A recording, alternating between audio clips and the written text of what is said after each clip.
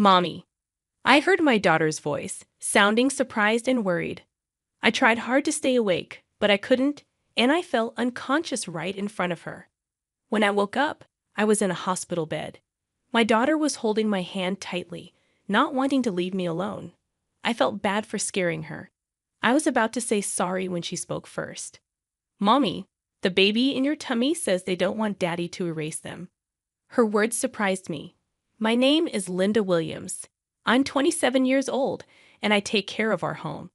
I live with my husband, Mark, who is 2 years older than me, and our daughter, Sarah, who is 4 years old. Before, I used to work as a sports trainer, but I had to stop because I got pregnant. It made me sad to leave my job, but I wasn't feeling well often after I found out about the pregnancy, so I didn't have a choice. It was tough for me to quit, but there were some good things too. Before that, Mark didn't really help out much with chores or taking care of Sarah, but he started doing more to help me out. Even though I was worried about my health, I was happy to see Mark changing. I thought things would be okay. Mommy, wake up. It's morning. I woke up to Sarah's voice, and it was already 7 a.m. Sarah's daycare bus comes at 7:30 a.m., so I got up quickly. Oh no, Sarah, we have to get ready fast. What happened? We slept too late. If we don't hurry, we'll miss the bus. While brushing my teeth, I worried that Sarah might get confused. When I left the room, I realized I hadn't seen Mark anywhere. He usually leaves by 7:15 a.m., so he should still be at home. Maybe he's downstairs having breakfast. I felt a bit annoyed that he didn't check on us, but I headed for the stairs. Then it happened. I slipped, and for a moment, I felt like I was flying through the air. I'm going to fall. I reached out instinctively and grabbed onto the handrail, stopping myself from tumbling down the stairs. Phew, that was close.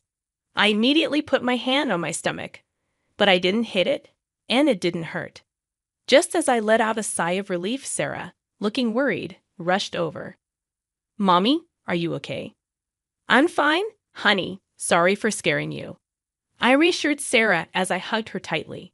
Then Mark, hearing the noise, hurried over from downstairs. What happened?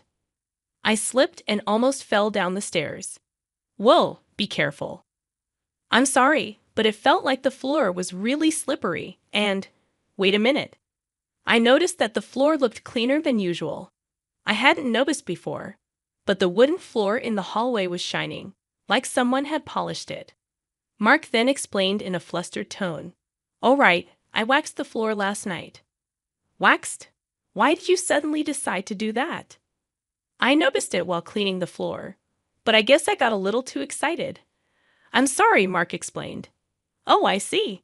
I was surprised that he had waxed the floor, something he had never done before. But lately, he had been helping out a lot more with chores around the house. So maybe he was starting to notice the little things. Once men start paying attention to details, they just can't stop, can they? Even though it seemed a bit strange, I decided not to worry about it. A few days later, on a Sunday, Mark had to work, so I took Sarah to the park by ourselves. Before, I used to run around and play with Sarah, but I couldn't do that now. I watched Sarah happily playing on the swing, with a water bottle Mark had prepared for me in my hand. Who would have thought that Mark would start preparing things like a water bottle for me? When Sarah was born, Mark wasn't interested in anything at home. It still makes me emotional when I think about it. He didn't seem interested in Sarah either, so whenever I talked to him about it, he got upset, and he started coming home from work later and later. The fact that he now prepares a water bottle for me is still surprising, but it makes me really happy. Thinking about this and feeling a bit thirsty, I decided to take a sip of the tea Mark had made for me. Then, Mommy, Sarah called out suddenly. After drinking about a quarter of the bottle, I suddenly felt dizzy and started to feel unsteady on my feet. I held onto the swing's fence for support, but even then, I could feel myself getting weaker, and it was hard to stay standing. Mommy, what's happening? Help, Mommy! I heard Sarah's voice, sounding surprised and worried. I tried my best to stay conscious, knowing that if I fainted, Sarah would be left alone. But despite my efforts, I collapsed while shielding my stomach. When I woke up, the first thing I saw was the bright white ceiling above me. I felt disoriented for a moment, but then I noticed the smell of disinfectant and saw a nurse approaching, asking, "Are you okay?" It dawned on me that I was in a hospital, and then I thought of Sarah. "Excuse me, do you know where my daughter is?" She was with me when I passed out. I asked the nurse as I sat up. She nodded understandingly and reassured me with a smile. "She came to the hospital with you in an ambulance. She should be with your husband now." My husband. He left work early to come here. He arrived a little while ago.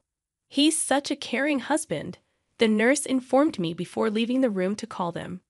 Feeling relieved that Sarah wasn't alone, my head started spinning again, and I collapsed back onto the bed.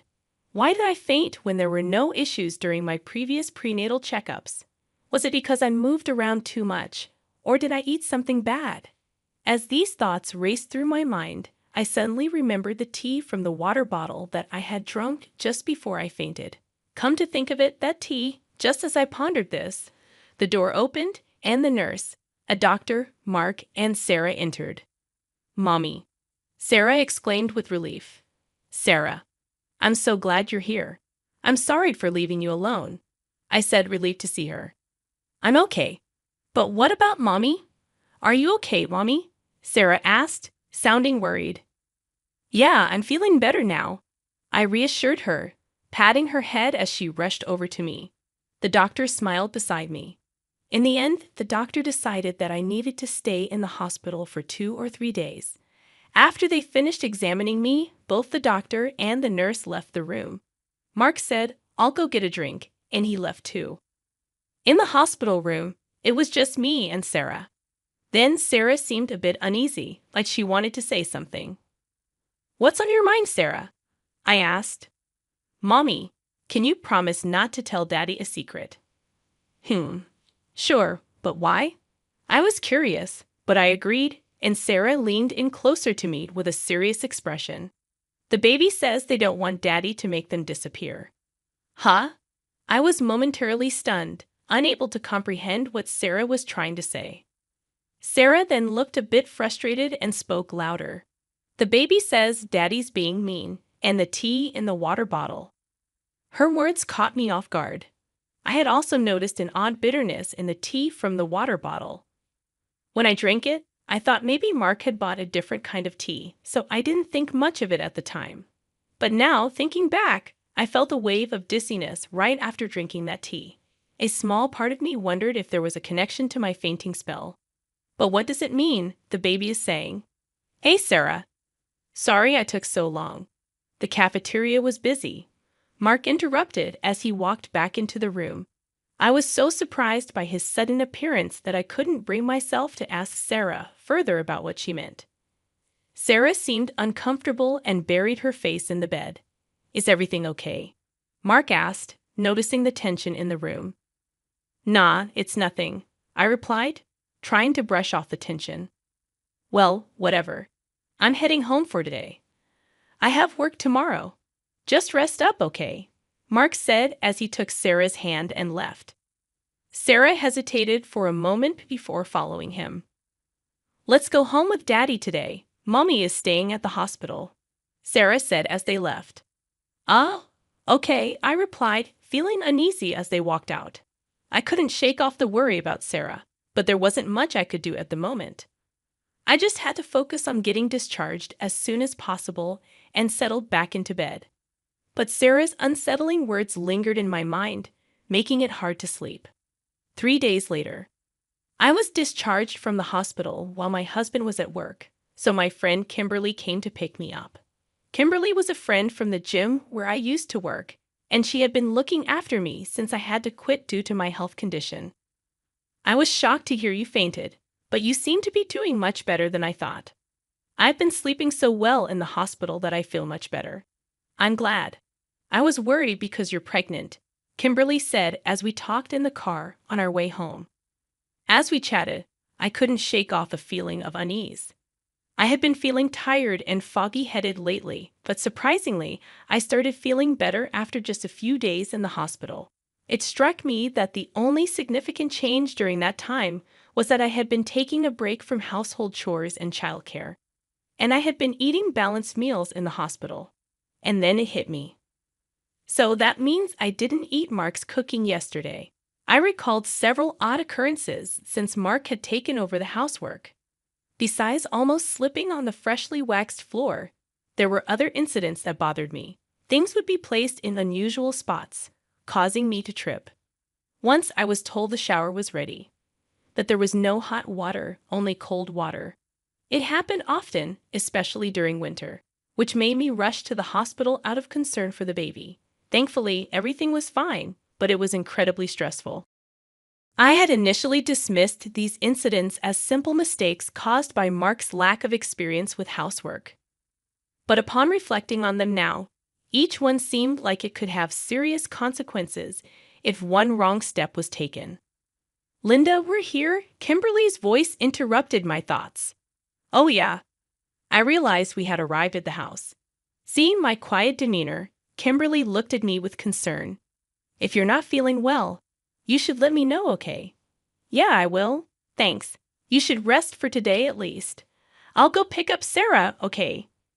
"Thank you, I really appreciate it," I said as we got out of the car together. I made a mental note to have a proper conversation with Sarah once she returned in the evening. When Sarah came home with Kimberly, she even brought some deli food for dinner and told me to call her if anything happened before leaving. She was like a superhero, and I couldn't help but feel grateful. As we ate dinner with the deli food Kimberly had brought, I felt surprisingly well, so I decided to talk to Sarah again. "Can we discuss what happened the other day?"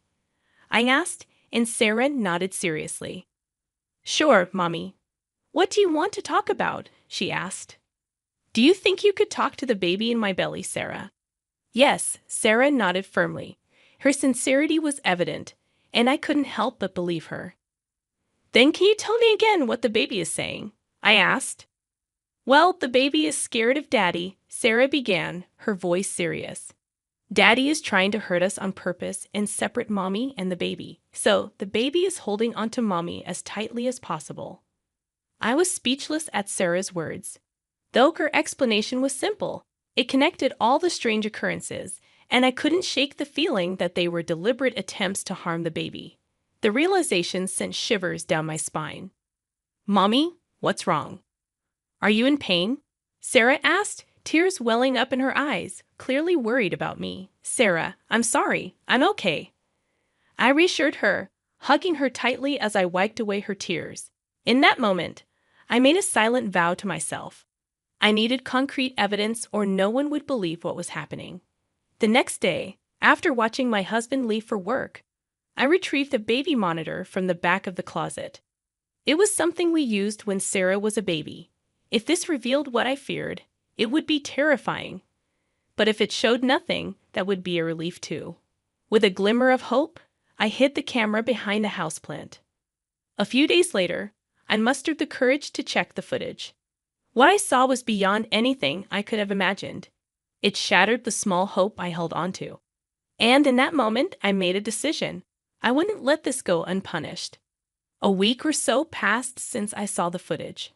Earlier in the day, I had left Sarah at my parents' house. Now, I had tidied up the entire house and prepared a perfect dinner before Mark came home. Mark finally arrived and was surprised to see the elaborate meal set on the table. "What's going on? I could have made dinner." "I can't let you do anything dangerous anymore," I said firmly. "Huh? What do you mean?" Mark asked, a hint of caution in his eyes. "I mean exactly what I said. What have you been feeding your pregnant wife all this time? I don't understand it at all." "My health has improved significantly since I stopped eating your cooking for the past week," I explained, my tone serious. Mark seemed slightly shaken by my words. As I continued to speak, I noticed his expression shifting. "I've been pretending to eat your cooking and throwing it away," I confessed. Mark's eyes widened in surprise. Meanwhile, as I investigated around the house, I noticed that the non-slip pad under the rug was missing, and the anti-tip device on the bookshelf next to the bed had been removed. It sent shivers down my spine. These actions weren't just aimed at our baby, they implied that I was also a target. When I glanced at Mark, I noticed his mouth twitching as he attempted to force a smile. Suddenly, I recalled instances when body wash had spilled on the bathroom floor after a shower and items had fallen from shelves. If I had slipped and hit my stomach during any of those incidents, it could have been disastrous. Those were just coincidences, right? Maybe I just made a little mistake, I mused aloud. I thought so too, until I saw this. I thrust my phone in front of his face and played the footage recorded on the baby monitor. In the video, Mark was clearly heard speaking on the phone. I understand, but it's not going as planned. It's surprisingly difficult to make someone disappear in an accident. Well, 2 people. It would be best if the baby in the belly could disappear too. Mark's voice echoed from the video. The words sent chills down my spine, no matter how many times I heard them. As I watched Mark, I noticed him trembling slightly and remaining silent. Despite my wariness, I continued to speak. The person on the phone is a woman, isn't it? You're discussing doing terrible things once I'm gone, things too disgusting to even mention. How dare you spy on me like this? I'll sue you. Do you even understand what you've done? Just shut up. Just shut up. Mark exploded, his face turning bright red as he lost control and lashed out at me. Instinctively, I hunched over to protect my stomach. Suddenly, there was a loud bang, and I heard Mark scream, "Landa, are you okay?" "Kimberly, thank you," I said with relief as I looked over to find Kimberly, who had easily subdued Mark and was now laughing. In fact, she's a strong woman who has won the national wrestling tournament multiple times. I had asked Kimberly to stand by in the next room just in case. Mark, pinned down by Kimberly, was now shouting angrily, "You think you're alive because of me, right? Yet you keep bothering me with demands to play with the kids and help with housework. If you all would just disappear, I could live freely. Just get lost, for my sake, you idiot." "So, that's what you think. But thank you, huh?"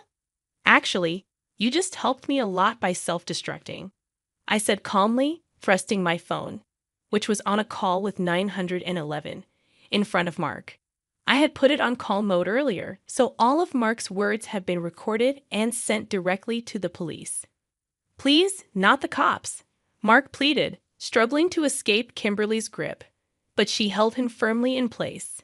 "I'm sorry, I was wrong, please, I apologize, forgive me." Mark continued to beg, but it was too late for apologies. "That's not something you can get away with just by apologizing. What you were about to do." "Don't say such things," Mark interrupted, thrashing around.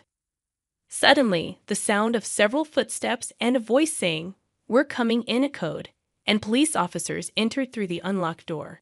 In no time, Mark was taken away. Even as he was being escorted out, he pathetically clung to me, pleading for help. A subsequent investigation uncovered Mark and his mistress's sinister plan. Their objective was to eliminate me, who stood in their way, so they could be together. Even if they failed to get rid of me, they planned to fabricate a story about the loss of our child due to my carelessness, leading to divorce. Moreover, they hoped to blame me for the incident to claim compensation during the divorce proceedings. The audacity of their scheme leaves me speechless. Even now, the thought of what could have happened if I hadn't noticed anything sends chills down my spine. "Mommy, the baby is happy. She says she can always be by your side," Sarah said as soon as I picked her up. "Yes, I'm so glad. It's all thanks to you," I said, thanking my daughter from the bottom of my heart as tears of relief flowed. "Mommy, why are you crying?" "The baby is looking forward to meeting you." "I'm also very excited," Sarah said, noticing my tears. A month after Mark's arrest, our divorce was finalized. A few months later, with Matt by my side, I gave birth to a healthy baby girl. Sarah was overjoyed to meet her little sister, and has since become a very reliable big sister. The necklace glinted in the dim light of our bedroom, its delicate silver chain coiled like a serpent on my palm. I stared at it, my heart pounding, as the implications of its presence under our bed sank in. This wasn't mine. It wasn't Amy's. There was only one explanation, and it made me sick to my stomach. "Mommy, can we have ice cream?" Amy's voice floated up from downstairs, snapping me back to reality. I quickly shoved the necklace into my pocket. "Just a minute, sweetie," I called back, trying to keep my voice steady. As I made my way downstairs, I could hear Doug in the kitchen, his laptop keys clicking away. He barely looked up as I entered. "Hey, can you grab Amy some ice cream?" "I'm in the middle of this proposal," he said, not taking his eyes off the screen. I clenched my jaw, fighting back the urge to confront him right then and there. "Sure," I managed, opening the freezer. "Amy, come get your ice cream." Our 3-year-old came bounding in, pigtails bouncing. "Yay! Thanks, Mommy." As I scooped the ice cream, I watched Doug out of the corner of my eye. He seemed so normal, so unaffected. How could he sit there, acting like everything was fine, when there was clear evidence of his betrayal burning a hole in my pocket? "Doug, we need to talk," I said, my voice low and tense. He finally looked up, his brow furrowing. "Can it wait? I'm really swamped with this freelance gig." "No, it can't," I snapped, louder than I intended. Amy looked up from her ice cream, her eyes wide. Doug sighed, closing his laptop. "All right, what's so urgent?" I glanced at Amy, then back at him. "Not here. Upstairs. Now." He followed me reluctantly, leaving Amy to her dessert. As soon as we were in our bedroom, I whirled on him. "Want to explain this?" I hissed, pulling out the necklace. Doug's face paled, but he quickly composed himself. "Where did you find that?" "Under our bed. Care to tell me who it belongs to?" He ran a hand through his hair, a nervous habit I knew all too well. "Mel, it's not what you think." "Oh, really?" I cut him off. "Because what I think is that you're cheating on me. Am I wrong?" "Of course you're wrong," he exclaimed, his voice rising. "How could you even think that?" I laughed bitterly. "How could I not? You've been distant for months, always working on your laptop, and now this." I dangled the necklace in front of him. "Don't lie to me, Doug." He reached for the necklace, but I snatched it away. It's a gift," he stammered. "For you. For our anniversary next month." I was hiding it. I stared at him, incredulous. "Our anniversary isn't for another 3 months, Doug, and this isn't my style. You know that." His face fell, caught in the lie. "Mel, please, it's not."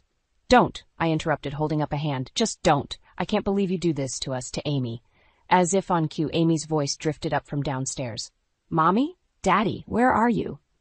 Doug moved towards the door, but I blocked his path. "We're not done here," I said, my voice low and dangerous. "What do you want me to say?" he asked, exasperated. "The truth would be nice," I spat. Before he could respond, my phone buzzed. I glanced at it, seeing a text from Sophie, my mother. "Everything okay, dear? You seemed off when we talked earlier."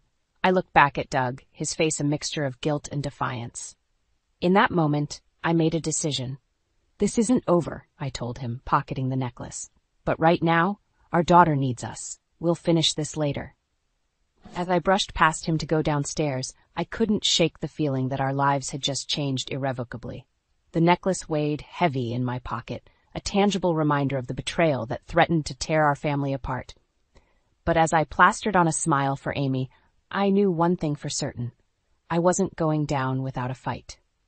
The playgroup bustled with activity as I dropped Amy off, my eyes scanning the room for Lucy. She stood in the corner, her blonde hair perfectly styled, laughing with another parent. My stomach churned at the sight of her. "Melissa, good morning," Lucy chirped, waving me over. I plastered on a smile and approached, Amy clinging to my leg.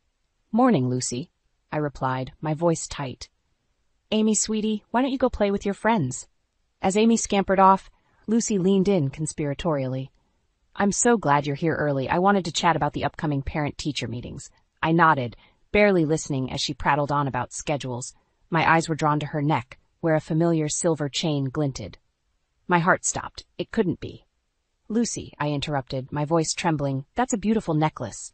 Where did you get it?" She touched it, smiling. "Oh, this old thing. It was a gift from a friend." The room spun. I gripped the nearest table to steady myself. "A friend?" Lucy's smile faltered for a moment. "Yes, just a friend. Is everything okay, Melissa? You look pale." I forced a laugh. "I'm fine. Just tired. Listen, I've got to run. Work calls." I practically fled the playgroup, my mind racing. The necklace. Lucy, Doug. It all made horrible sense now. The day passed in a blur. I couldn't focus at work, my thoughts consumed by what I'd seen. By the time I picked up Amy and headed home, I was a bundle of nerves. Doug was already there when we arrived, playing with his phone on the couch. He looked up, smiling. "Hey, how was your day?" I ignored him, turning to Amy. "Sweetie, why don't you go play in your room for a bit? Mommy and Daddy need to talk." Once Amy was upstairs, I rounded on Doug. "I saw Lucy today," I said, my voice low and dangerous. He frowned. "Okay?" "And?" "She was wearing the necklace, Doug, the one I found under our bed." The color drained from his face. "Mel, I can explain." "Don't you dare," I hissed. "How long has this been going on? How could you do this to us?" Doug stood, reaching for me. "It's not what you think. Lucy and I, we're just what?" I spat. "Friends? Is that why you're giving her jewelry?" He ran a hand through his hair, pacing. "It's complicated, Mel. I've been going through some things." "Oh, spare me," I interrupted. "What about what I've been going through, working full-time, taking care of Amy, supporting your decision to freelance? And this is how you repay me?" Doug's face hardened. "Maybe if you weren't so focused on work all the time, you'd see what's really going on." I recoiled as if slapped. "Are you seriously blaming me for your affair?" "It's not an affair," he shouted, then lowered his voice, glancing towards Amy's room. "Lucy understands me. She listens." Tears stung my eyes. "And I don't? Is that what you're saying?" Before he could answer, my phone rang. It was Sophie, my mother. I answered, turning away from Doug. "Mom, now's not a good time," I said, my voice shaky. "Honey, what's wrong?" Sophie asked, concern evident in her voice. I took a deep breath, glancing at Doug. He was watching me, his face a mixture of guilt and defiance. "Everything," I whispered into the phone. "Can you come over? I need you." As I hung up, Doug stepped towards me. "Mel, please, let's talk about this." I held up a hand, stopping him. "No, I'm done talking. My mother's coming over, and you're going to leave. I can't even look at you right now." He opened his mouth to protest, but something in my expression must have stopped him. Without another word, he grabbed his keys and left. As the door closed behind him, I sank to the floor, sobs racking my body. How had we come to this? And more importantly, what was I going to do now? The front door creaked open, and I hastily wiped my tears away. Sophie rushed in, her face etched with concern. "Melissa, honey, what's going on?" She enveloped me in a hug, and I crumbled against her. "It's Doug," I choked out. He's having an affair." Sophie stiffened. "That no-good son of a—" She caught herself, glancing towards Amy's room. "Are you sure?" I nodded, recounting the necklace incident and my confrontation with Doug. Sophie's face darkened with each word. "I'll kill him," she muttered. "Mom, please," I sighed. "I need to figure out what to do next." Before she could respond, the front door opened again. Doug strode in, his jaw set. "I thought I told you to leave," I hissed. "This is my house too, Mel," he retorted. "We need to talk." Sophie stepped between us. "You've got some nerve, Doug." He ignored her, focusing on me. "Melissa, please, let me explain." "Explain what?" I snapped. "How you've been lying to me, sneaking around with Amy's teacher?" Doug's face flushed. "It's not like that. Lucy and I, we connected. She understands the pressure I'm under." I laughed bitterly. "Oh, the pressure you're under? What about me, Doug? I've been carrying this family while you chase your freelance dreams." "That's not fair," he shot back. "I'm trying to build something for us, for Amy's future." "By sleeping with her teacher?" Sophie interjected. Doug whirled on her. "This doesn't concern you, Sophie." "The hell it doesn't," she growled. "That's my daughter and granddaughter you're hurting." I held up a hand, silencing them both. "Doug, I want you out, tonight." His eyes widened. "Mel, come on, we can work this out." "Work what out?" I asked, my voice trembling. "The trust you've shattered, the family you've torn apart." Doug's shoulders sagged. "I never meant to hurt you, it just happened." "Things like this don't just happen," I spat. "You made a choice. Now I'm making mine." A small voice interrupted us. "Mommy? Daddy?" We all turned to see Amy at the foot of the stairs, clutching her stuffed rabbit. Her eyes were wide with fear. "Why is everyone yelling?" she whimpered. I rushed to her, scooping her up. "It's okay, sweetie. Mommy and Daddy were just having a grown-up talk." Doug approached us, reaching for Amy. I instinctively pulled back. "Don't," I warned. His face crumpled. "Mel, please. She's my daughter, too." Sophie stepped in, gently taking Amy from me. "Come on, sweetheart. Let's go make some hot chocolate while Mommy and Daddy finish talking. As they disappeared into the kitchen, I turned back to Doug. I want you gone by morning. You can see Amy, but it'll be on my terms. You can't do this, he protested. We need to think about what's best for Amy. I am thinking about Amy, I retorted. She deserves better than a father who lies and cheats. Doug's face hardened. Fine, if that's how you want to play it, I'll go, but this isn't over, Melissa. As he stormed upstairs to pack, I sank onto the couch, my head in my hands. How had we come to this? The man I'd loved, the father of my child, was now a stranger to me. Sophie returned, sitting beside me. He's leaving? I nodded, unable to speak. She squeezed my hand. You're doing the right thing, honey. It'll be hard, but you're strong. You'll get through this. I looked up at her, tears streaming down my face. What if I can't? What if I'm not strong enough? Sophie's eyes flashed with determination. Then I'll be strong for you. We'll face this together, Melissa. You're not alone. As Doug's footsteps echoed above us, packing his life into suitcases, I clung to my mother's words. I wasn't alone. And somehow, someway, I would find the strength to rebuild my life, for myself and for Amy. The house felt emptier without Doug, but I couldn't decide if that was a good or bad thing.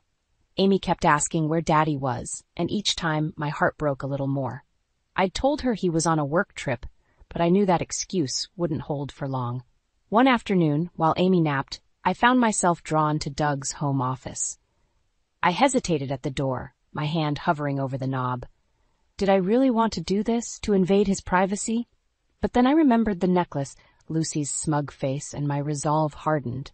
The room was a mess, papers strewn everywhere. I started with his desk drawers, rifling through documents and old receipts, nothing incriminating. His laptop sat on the desk, tempting me. I knew his password, or at least I thought I did. To my surprise, it worked. As I scrolled through his emails, my stomach churned. There were dozens of messages from Lucy, each more intimate than the last. They detailed meetups, shared jokes, and plans for the future. My future. Our future. I felt sick, but it was a folder labeled Melissa that caught my eye. With trembling hands, I clicked it open. Inside were screenshots of text messages, our text messages.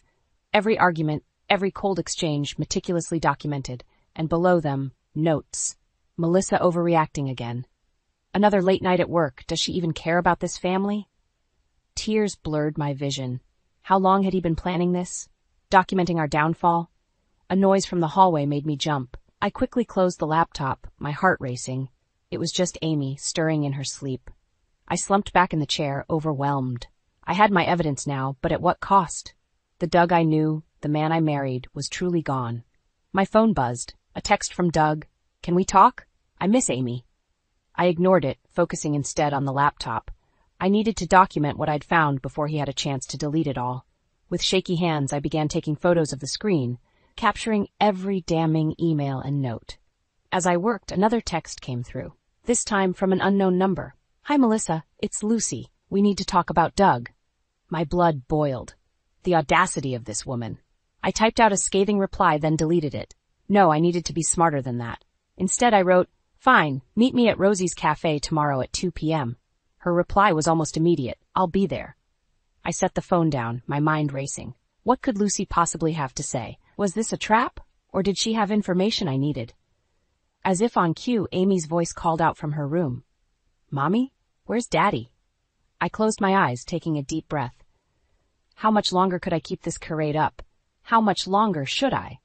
I went to Amy's room, sitting on the edge of her bed. Her innocent eyes looked up at me, full of trust and love. In that moment, I made a decision.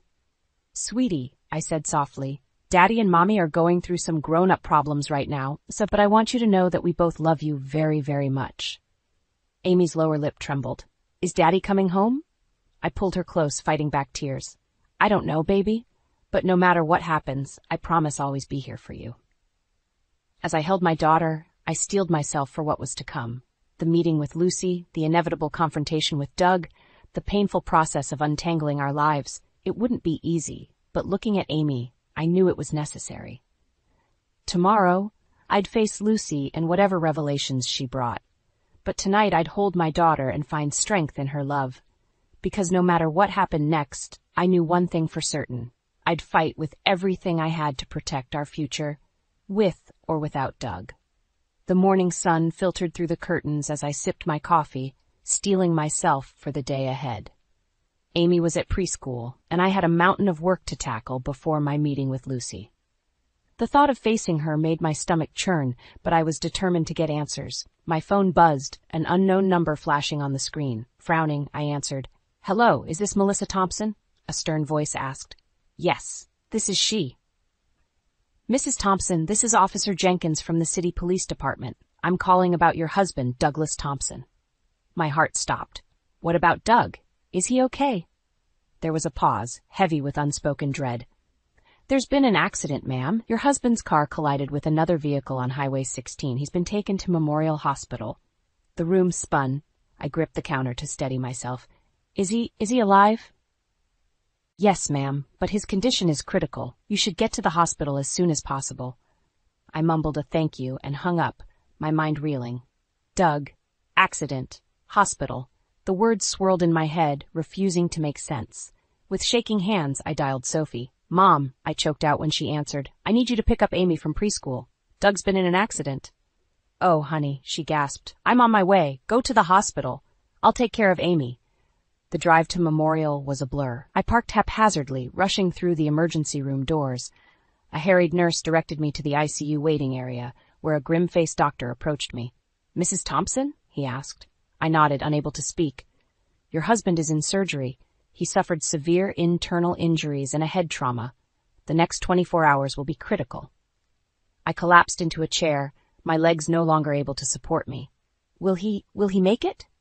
The doctor's face softened. "We're doing everything we can, but you should prepare yourself for the possibility." His voice faded as I spotted a familiar figure down the hall. Blonde hair, tear-streaked face, a bandage on her forehead. Lucy. Rage surged through me, momentarily displacing my fear. I stood, marching towards her. "What are you doing here?" I demanded. Lucy's eyes widened in panic. "Melissa, I can explain." "Explain what?" I hissed. "Why you're here? Why my husband is fighting for his life?" She flinched, tears spilling down her cheeks. "I was in the car with Doug. We were going to tell you everything today." The world tilted on its axis. "You were in the car? You caused this?" "No," she cried. "It wasn't our fault. A truck ran a red light. Doug, he swerved to protect me." I staggered back, bile rising in my throat. Even in crisis, Doug had chosen her.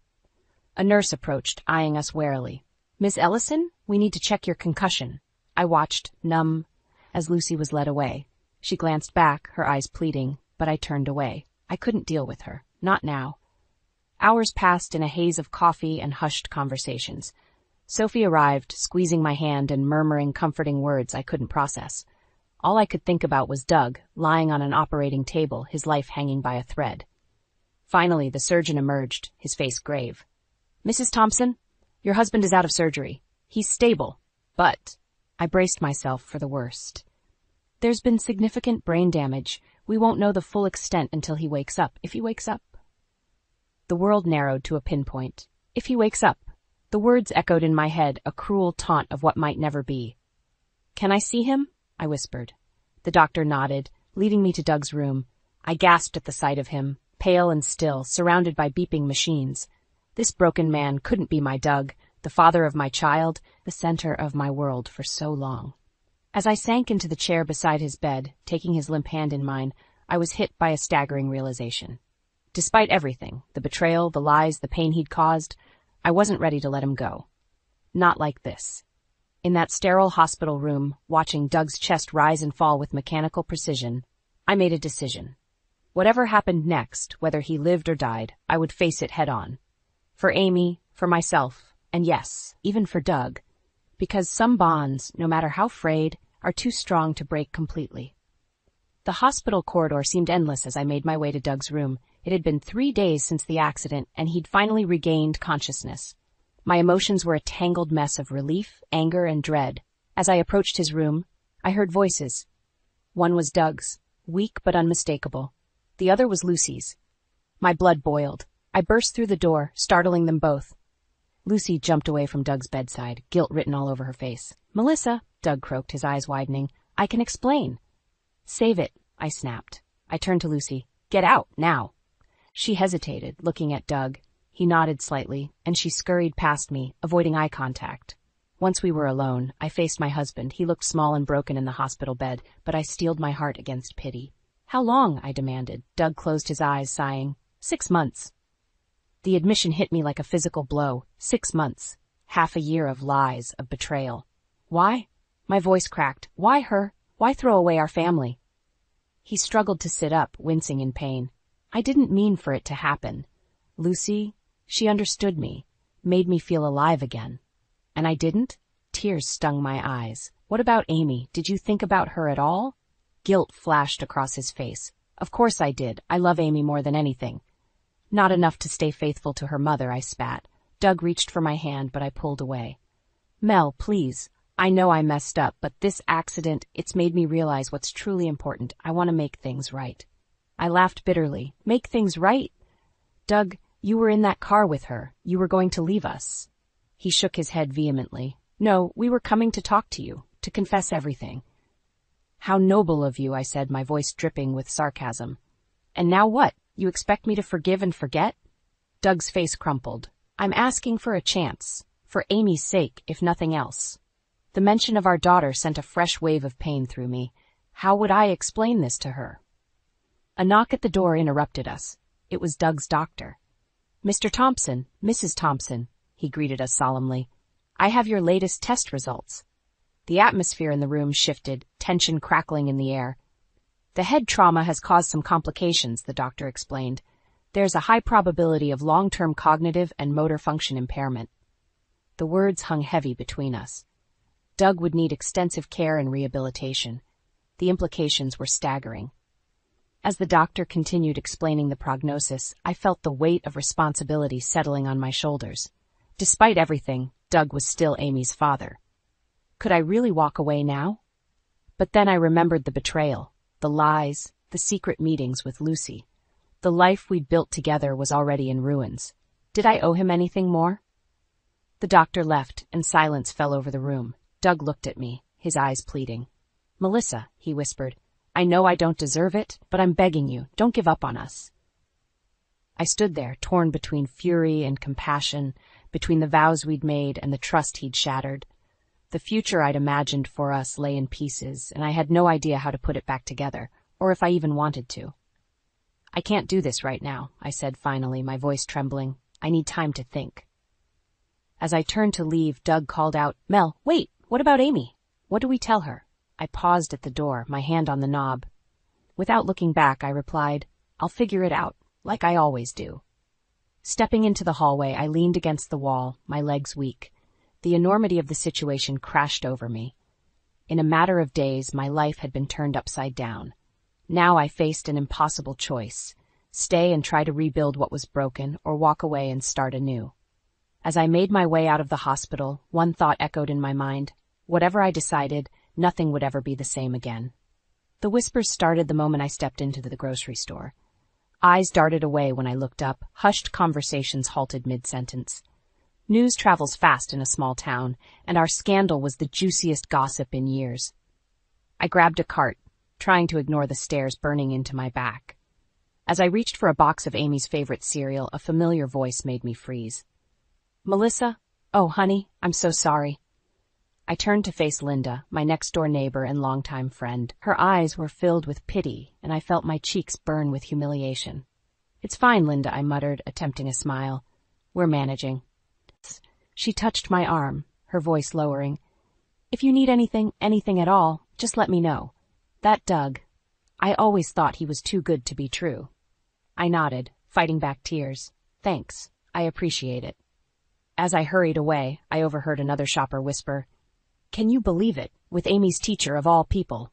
My hands shook as I grabbed items off the shelves, desperate to finish and escape. But as I rounded the corner to the dairy aisle, I came face to face with Lucy. She looked terrible, pale, with dark circles under her eyes.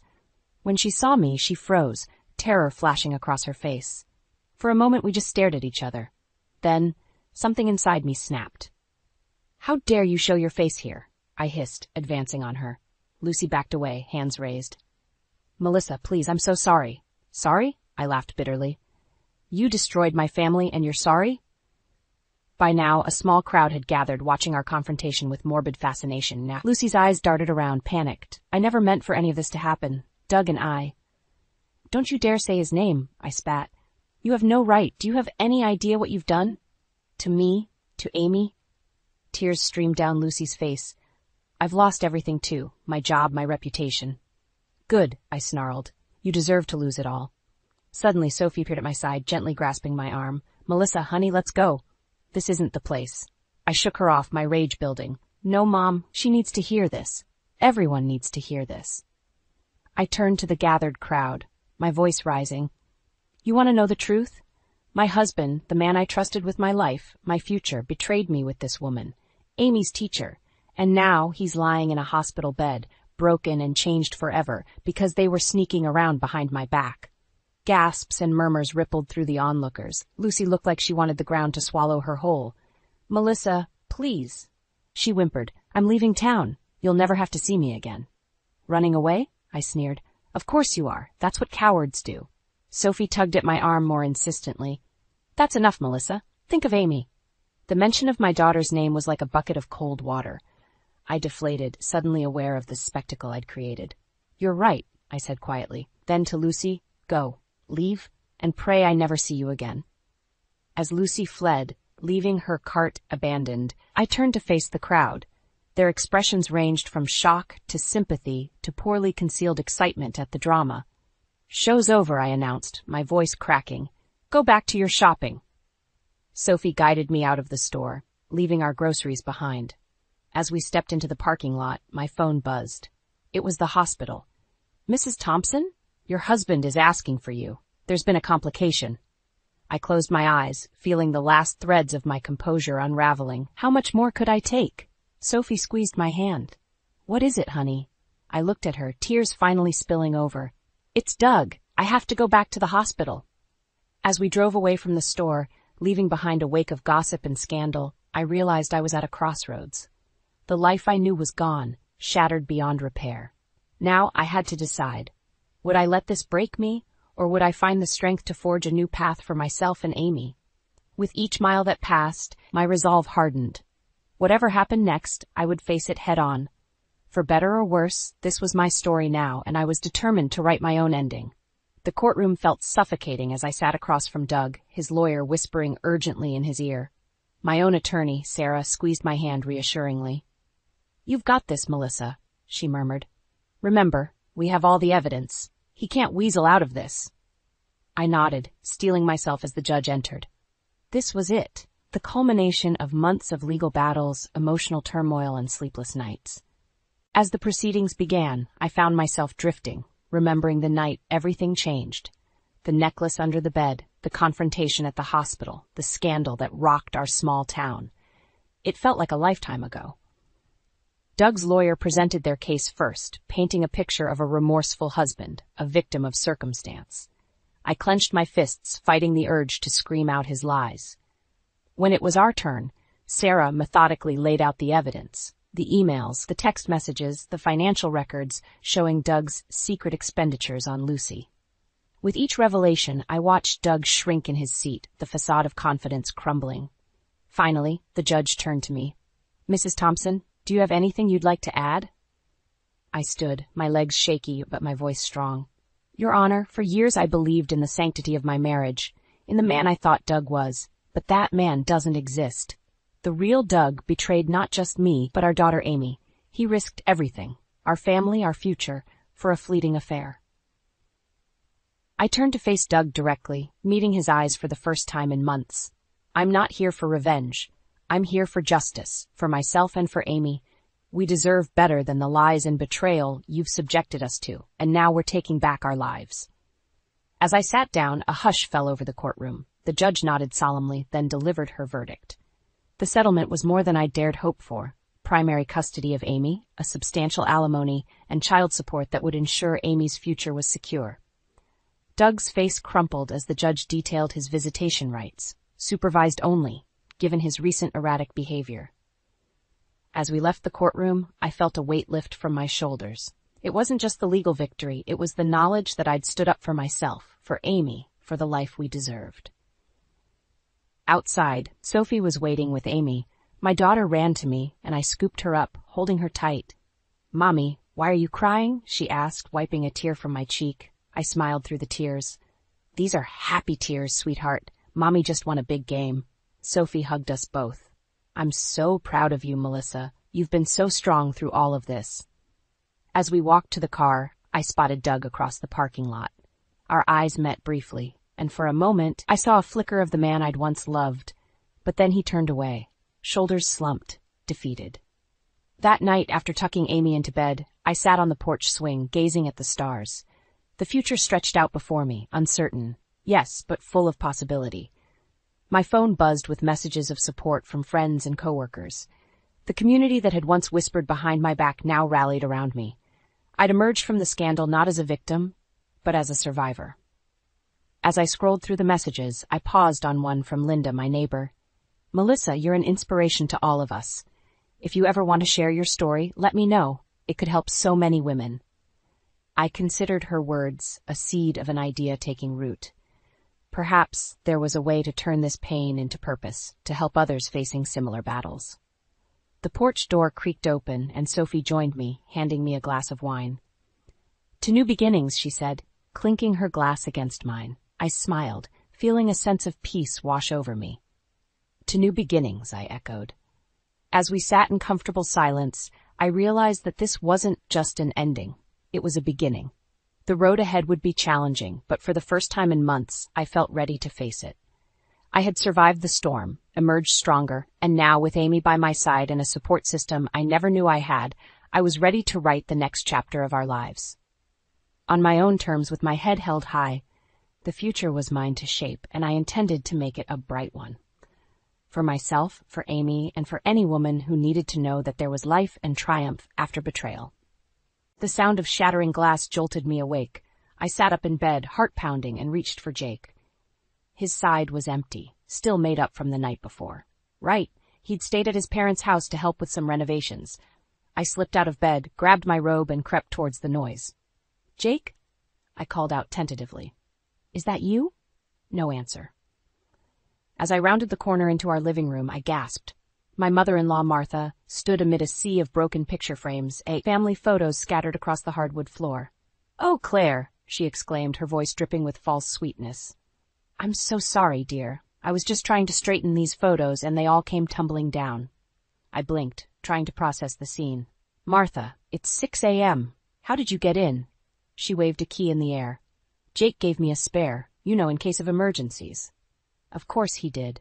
I bit back a sigh and forced a smile. "Well, let me help you clean this up." As we gathered the broken glass, I noticed Martha scrutinizing each photo. She'd looked at one of Jake and me on our honeymoon. "Oh, Claire, you really should have worn a hat. The sun's so aging on the skin." I gritted my teeth. "I'll keep that in mind for next time." The front door opened, and Jake walked in, looking surprised to see us. "Mom, what are you doing here?" Martha beamed. "Just helping Claire tidy up, sweetheart. You know how disorganized she can be." I opened my mouth to protest, but Jake cut in. "That's so thoughtful of you, Mom. Isn't that nice, Claire?" I nodded, not trusting myself to speak. Jake's phone buzzed. He glanced at it and frowned. "Oh, shoot. Dad needs help with the drywall. I've got to run back." "But you just got here," I protested. "I thought we were having breakfast together." He kissed my cheek absently. "Rain check? Mom, you'll keep Claire company, right?" Before I could object, they were both gone, leaving me alone with the mess and a growing sense of unease. Later that afternoon, I visited my parents. Dad was having one of his good days, alert and chatty as we sat in their sunny kitchen. "How's married life treating you, Pumpkin?" he asked, his eyes twinkling. I hesitated. "It's an adjustment." Mom patted my hand. "That's normal, dear. Your father and I had our rough patches, too." Dad chuckled. "Remember when your mother thought I was having an affair with my secretary?" Mom swatted his arm playfully. "How was I supposed to know you were planning my surprise party?" Their easy banter made my heart ache. Would Jake and I ever have that? My phone buzzed with a text from Jake's sister, Sarah. "Family dinner at our place tonight. Don't be late."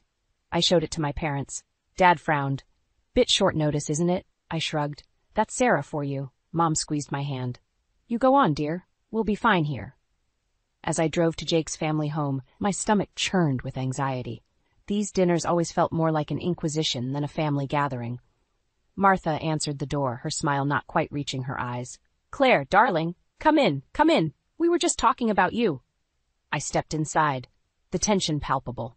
Jake, Sarah, and Thomas sat around the dining table, their conversation dying as I entered. Sarah's saccharine voice broke the silence. "So, Claire, when are you and Jake planning on giving us some grandchildren?" I froze, caught off guard. Jake looked uncomfortable, but said nothing. Martha chimed in. "You're not getting any younger, dear. Tick-tock!" I felt my face flush as I struggled to find a response. This was going to be a long night, and I couldn't shake the feeling that it was just the beginning of a much bigger storm. I stared at my reflection in the bridal boutique's mirror, my heart sinking. The wedding dress I'd dreamed of since childhood hung limply on the rack, replaced by a monstrosity of tulle and sequins that Martha and Sarah had insisted upon. "Oh, Claire, you look absolutely divine," Martha cooed, clapping her hands together. Sarah circled me like a shark. "It's perfect. Jake will be speechless." I caught my mother's eye in the mirror. Edith's face was a mask of concern, but she remained silent. We both knew this wasn't the dress I wanted. "I'm not sure," I began, but Martha cut me off. "Nonsense. This is the one. We'll take it," she announced to the saleswoman. My stomach churned. "Wait, I haven't decided." "Claire," Sarah interrupted, her voice sickly sweet, "don't you want Jake to be proud? This dress is a statement. It says you're part of our family now." I felt the walls closing in. Where was Jake? He'd promised to be here, to support me. As if on cue, my phone buzzed. A text from Jake. "Sorry, can't make it. Trust Mom and Sarah's judgment. Love you." I blinked back tears. This wasn't how it was supposed to be. Later that evening, I confronted Jake at home. "You said you'd be there. This is our wedding, Jake, not your mother's." He sighed, running a hand through his hair. "I know, I'm sorry. Work's been crazy, but Mom and Sarah know what they're doing. They just want what's best for us." "What's best for us? Or what's best for them?" I countered. Jake's eyes hardened. "Hey, that's not fair. They're family." "And what am I?" I shot back. The silence that followed was deafening. Days blurred together as wedding preparations spiraled out of control. Martha and Sarah steamrolled over every decision, from the venue to the menu. Jake remained frustratingly passive, always siding with his family. One afternoon, I escaped to my parents' house, seeking solace. I found Dad in his favorite armchair, looking more frail than I remembered. "What's wrong, Pumpkin?" he asked, patting the seat beside him. I collapsed next to him, the dam finally breaking. Through tears, I poured out everything, the dress, the plans, Jake's indifference. Dad listened, his face growing stormy. "This isn't right, Claire. A marriage is about two people, not an entire clan." Mom brought us tea, her worry evident. "Have you talked to Jake about how you feel?" I nodded miserably. "He just doesn't see it, or doesn't want to." Dad squeezed my hand. "Then maybe it's time to consider." A coughing fit interrupted him, violent and prolonged. Mom rushed to his side, fear etched on her face. "I'm fine," Dad wheezed, waving us off. But the pallor of his skin told a different story. That night, I returned home to find Jake, Martha, and Sarah huddled over seating charts in our living room. "There you are," Martha exclaimed. "We've decided to invite the Johnsons. I know you wanted a small wedding, but they're such good family friends." Something in me snapped. "No," I said firmly. The room fell silent. Jake looked up, startled. "What?" I said no, I repeated, my voice stronger. "This is our wedding, Jake, ours, not your mother's, not Sarah's. And I'm done letting them run roughshod over everything I want." Martha gasped. Sarah's eyes narrowed dangerously. Jake stood, his face a mix of confusion and anger. "Claire, what's gotten into you? They're just trying to help." I met his gaze, a cold realization settling in my chest. "If you can't see what's happening here, Jake, then maybe we need to rethink this whole thing." The words hung in the air, heavy with implication. Martha and Sarah exchanged triumphant glances, thinking they'd won. But as I looked at Jake, seeing the conflict in his eyes, I knew this was far from over. Our wedding day loomed, and with it, a decision that would change everything. The morning of my wedding dawned bright and clear, a stark contrast to the storm raging inside me. I stood before the mirror, encased in the gaudy dress Martha and Sarah had chosen, feeling like a stranger in my own skin.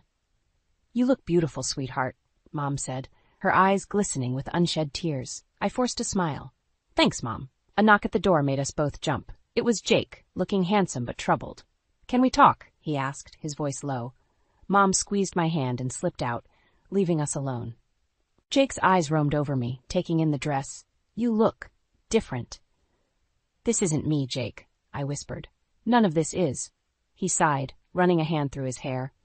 "I know things haven't been easy, but it's just one day. We can get through this." I felt a flicker of hope. "So you understand?"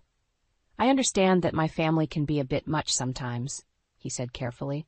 "But they mean well. Let's just get through today, okay?" My heart sank. He still didn't get it. The ceremony was a blur of faces and voices. I said my vows on autopilot, barely registering Jake's words. As we walked back down the aisle, Martha's triumphant smile made my skin crawl. At the reception, I found myself cornered by Sarah near the cake table. "I hope you realize how lucky you are," she hissed, her smile never wavering. "Jake could have done so much better." I felt something snap inside me. "Is that so?" I replied, my voice dangerously calm. "Then maybe he should have." Before Sarah could respond, I grabbed a handful of cake and smashed it into her face. The room fell silent, all eyes on us. Jake appeared at my side, his face a mask of shock and anger. "Claire, what the hell?" I looked at him, then at the stunned faces of his family, and suddenly I couldn't breathe. Without a word, I turned and ran, ignoring the calls behind me. I found myself in the garden, gasping for air. Jake found me there, his tie askew and cake frosting on his sleeve. "What's going on with you?" he demanded. "You've embarrassed us all." "Us?" I echoed. "There is no us, Jake. There's you and your family, and then there's me, alone." His face softened. "That's not true. I love you." "Do you? Do you?" I challenged. "Because loving someone means standing up for them, supporting their choices. When was the last time you did that for me?" Jake's silence was deafening. "I can't do this anymore," I said quietly. "I won't live my life trying to please people who will never accept me." "What are you saying?" Jake's voice was barely a whisper. I slipped off my wedding ring and pressed it into his palm. "I'm saying goodbye." The shock on his face almost made me waver, but I steeled myself and walked away. As I reached the garden gate, I heard Martha's shrill voice. "Jake, what happened? Where is she going?" I didn't stay to hear his response. I kicked off my heels and ran, my ridiculous dress billowing behind me like a parachute of broken dreams. Hours later, I sat in my childhood bedroom, surrounded by the remnants of a life I thought I'd left behind.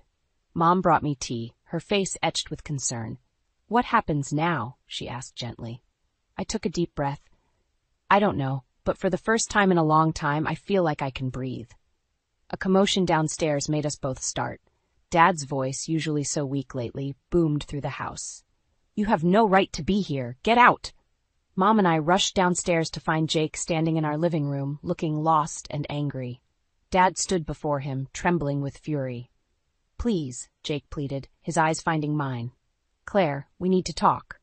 I stepped forward, placing myself between Jake and my father. "No, Jake, we don't. It's over." As I ushered him out, I caught a glimpse of a car idling at the curb. Martha sat in the driver's seat, her eyes boring into me with undisguised hatred. I closed the door, leaning against it as the weight of the day crashed over me. This was just the beginning, I realized. The real battle was yet to come. The shrill ring of my phone jolted me awake. I fumbled for it in the dark, my heart racing as I saw Mom's name on the screen. "Claire, it's your father." Mom's voice trembled. "He's had a stroke. We're at the hospital." I was out the door in minutes, my mind a whirlwind of fear and worry. As I sped through the empty streets, I realized I hadn't even told Jake where I was going. The hospital corridors seemed endless as I searched for Dad's room. I found Mom slumped in a chair outside, her face pale and drawn. "How is he?" I asked, breathless. She shook her head, tears welling up. "It's bad, Claire. The doctors, they're not sure he'll make it through the night." My world tilted on its axis. I steadied myself against the wall, trying to process the news. "Can I see him?" Mom nodded, squeezing my hand as I entered the room. Dad lay still, tubes and wires connecting him to beeping machines. He looked so small, so fragile. I took his hand, willing him to open his eyes. "I'm here, Dad," I whispered. "I'm not going anywhere."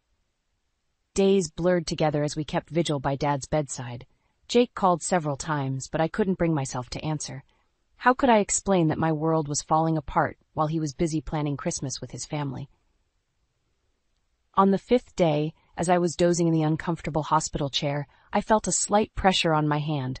I opened my eyes to find Dad looking at me, his gaze weak but aware. "Pumpkin," he rasped. Tears streamed down my face as I called for the nurse. It wasn't a full recovery, but it was hope.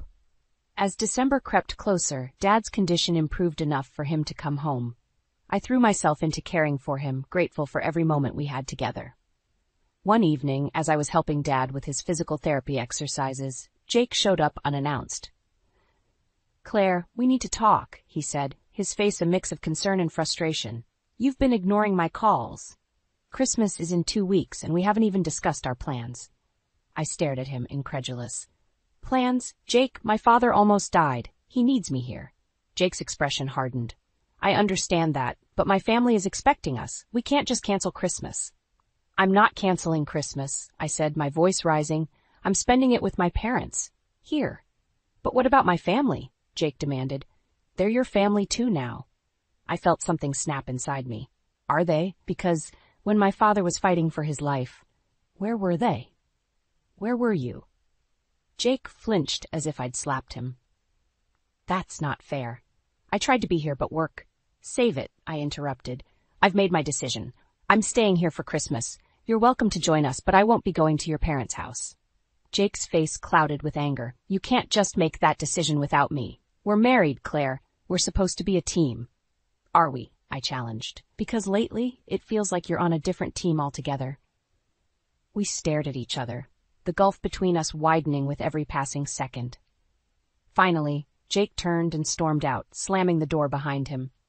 Dad's voice, weak but determined, broke the silence. "You did the right thing, Pumpkin. Don't let anyone make you feel otherwise." I sank into the chair beside him, suddenly exhausted. "I know, Dad, but why does doing the right thing have to hurt so much?" He squeezed my hand. "Because it's worth it. You're worth it." As I sat there holding my father's hand, I realized I was at a crossroads. The life I had built with Jake was crumbling, but something new and uncertain was taking shape. Christmas loomed ahead, not as a celebration, but as a battle line drawn in the sand. I took a deep breath, steeling myself for what was to come. Whatever happened, I knew one thing for certain. I wouldn't back down. Not this time.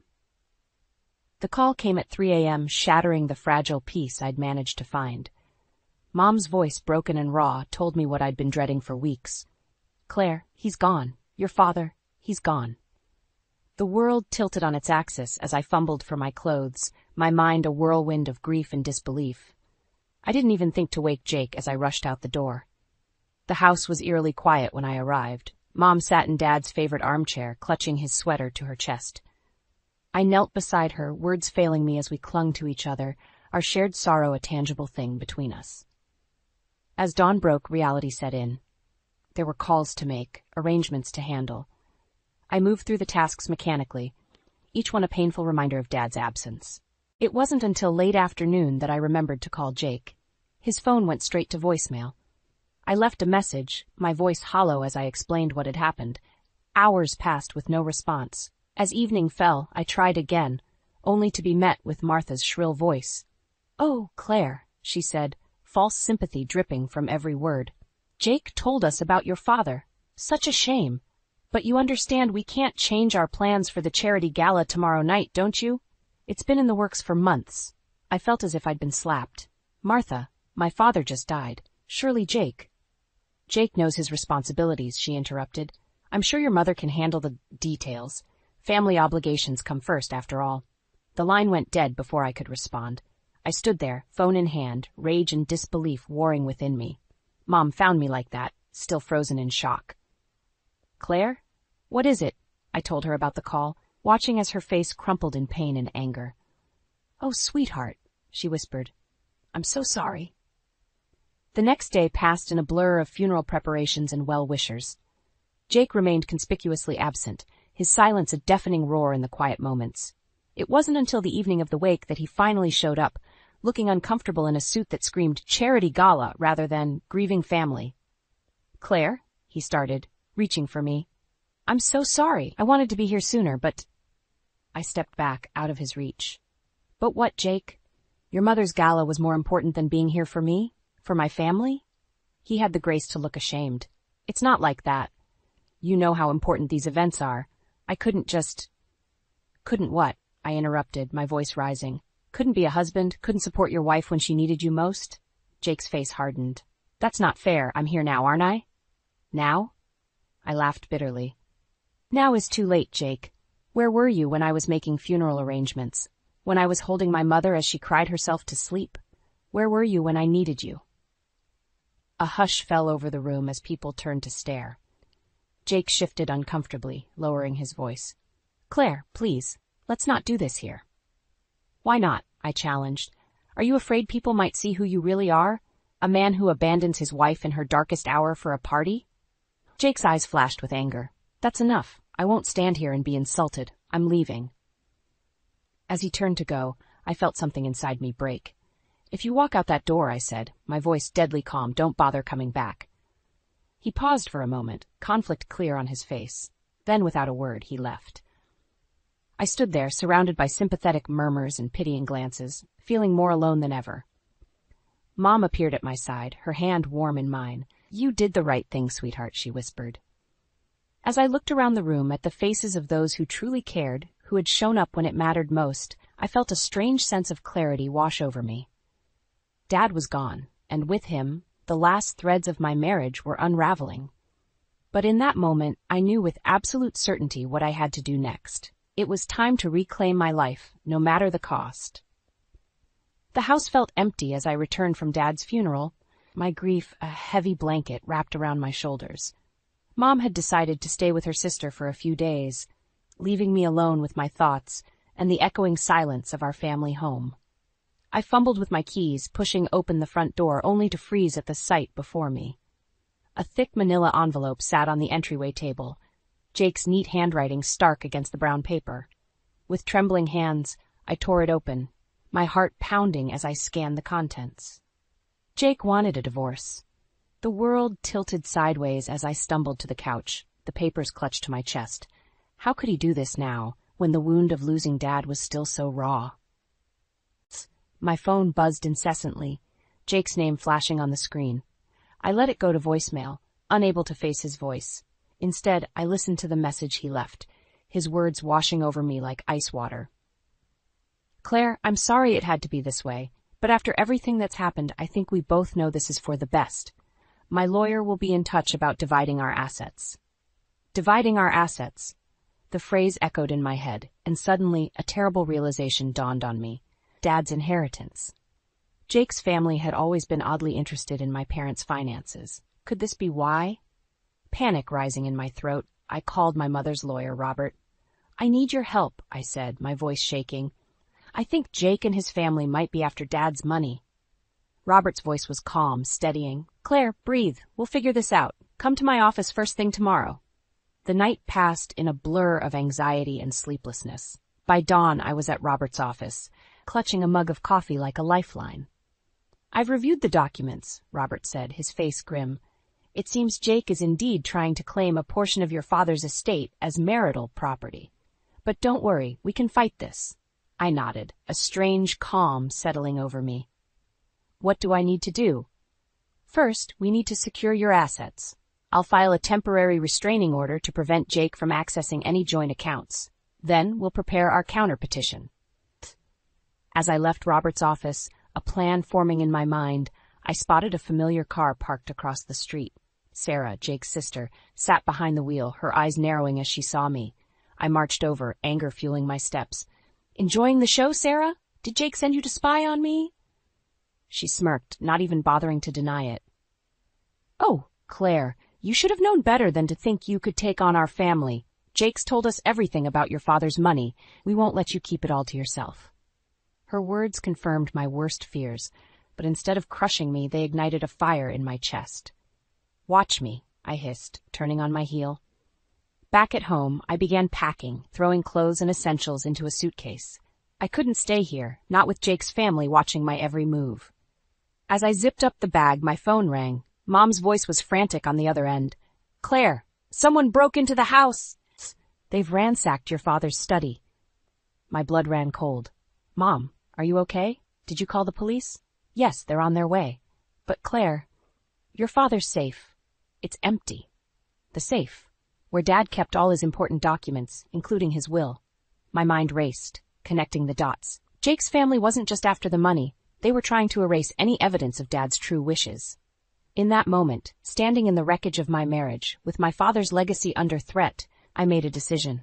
I wouldn't just fight back. I would scorched earth this situation. Jake, Martha, Sarah, they had no idea what they'd unleashed. As I grabbed my keys, ready to race to my mother's side, a steely resolve settled in my bones. This was war, and I intended to win. The doorbell's shrill ring pierced the tense silence of Mom's living room. I exchanged a wary glance with her before approaching the door, my heart pounding. Through the peephole, I saw Martha and Sarah, their faces masks of false concern. Taking a deep breath, I opened the door. What do you want? Martha's saccharine smile made my skin crawl. Oh, Claire, darling, we've been so worried about you. I stood my ground, blocking their entry. Save it. I know what you're really after. Sarah's eyes narrowed. We just want to talk, Claire. Can't we come in? No, I said firmly. Whatever you have to say, you can say it here. Martha's smile faltered. Very well. Shustat, we've come to discuss your father's estate. Jake tells us there might be some complications. I felt a surge of anger. Complications? You mean your attempt to steal what rightfully belongs to my mother and me? Sarah stepped forward, her voice low and threatening. Be careful, Claire. You don't want to make an enemy of us. Too late, I spat. Now get off my property before I call the police. As they retreated, Martha called over her shoulder, This isn't over, dear. We'll see you in court. I slammed the door, my hands shaking. Mom appeared at my side, her face pale. What are we going to do, Claire? Before I could respond, my phone buzzed. It was Robert, my lawyer. Claire, we've got a problem. Jake's family is contesting the will. They're claiming your father wasn't of sound mind when he made his last revision. My blood ran cold. That's ridiculous. Dad was perfectly lucid until the end. I know, Robert sighed, but they've somehow gotten hold of medical records suggesting otherwise. We need to move fast. As I hung up, a terrible thought struck me. The break-in at Dad's study, they must have found something there. I turned to Mom, determination stealing my voice. We're not going down without a fight. I need you to tell me everything you remember about Dad's last days. Every conversation, every decision. For hours, we pored over documents, piecing together a timeline. As night fell, a knock at the door made us both jump. To my shock, it was Thomas, Jake's father. He looked haggard, his eyes darting nervously. Claire, I need to talk to you. It's important. Against my better judgment, I let him in. He collapsed into a chair. His shoulders slumped. I can't do this anymore. Martha and Sarah, they've gone too far. Hope flared in my chest. What do you mean? Thomas took a shaky breath. They forged those medical records. Your father was never evaluated for dementia. It's all a lie. My mind raced. This could change everything. Thomas, would you be willing to testify to this? He nodded, looking years older. Yes, it's time I stood up to them. As Thomas left, promising to meet with my lawyer the next day, I felt a glimmer of hope, but it was short-lived. My phone rang, an unknown number flashing on the screen. Hello? Jake's voice, cold and unfamiliar, filled my ear. I hope you're happy, Claire. You've turned my own father against us. Jake, this has to stop. You know what your mother and sister are doing is wrong. He laughed, a harsh sound that sent chills down my spine. Wrong?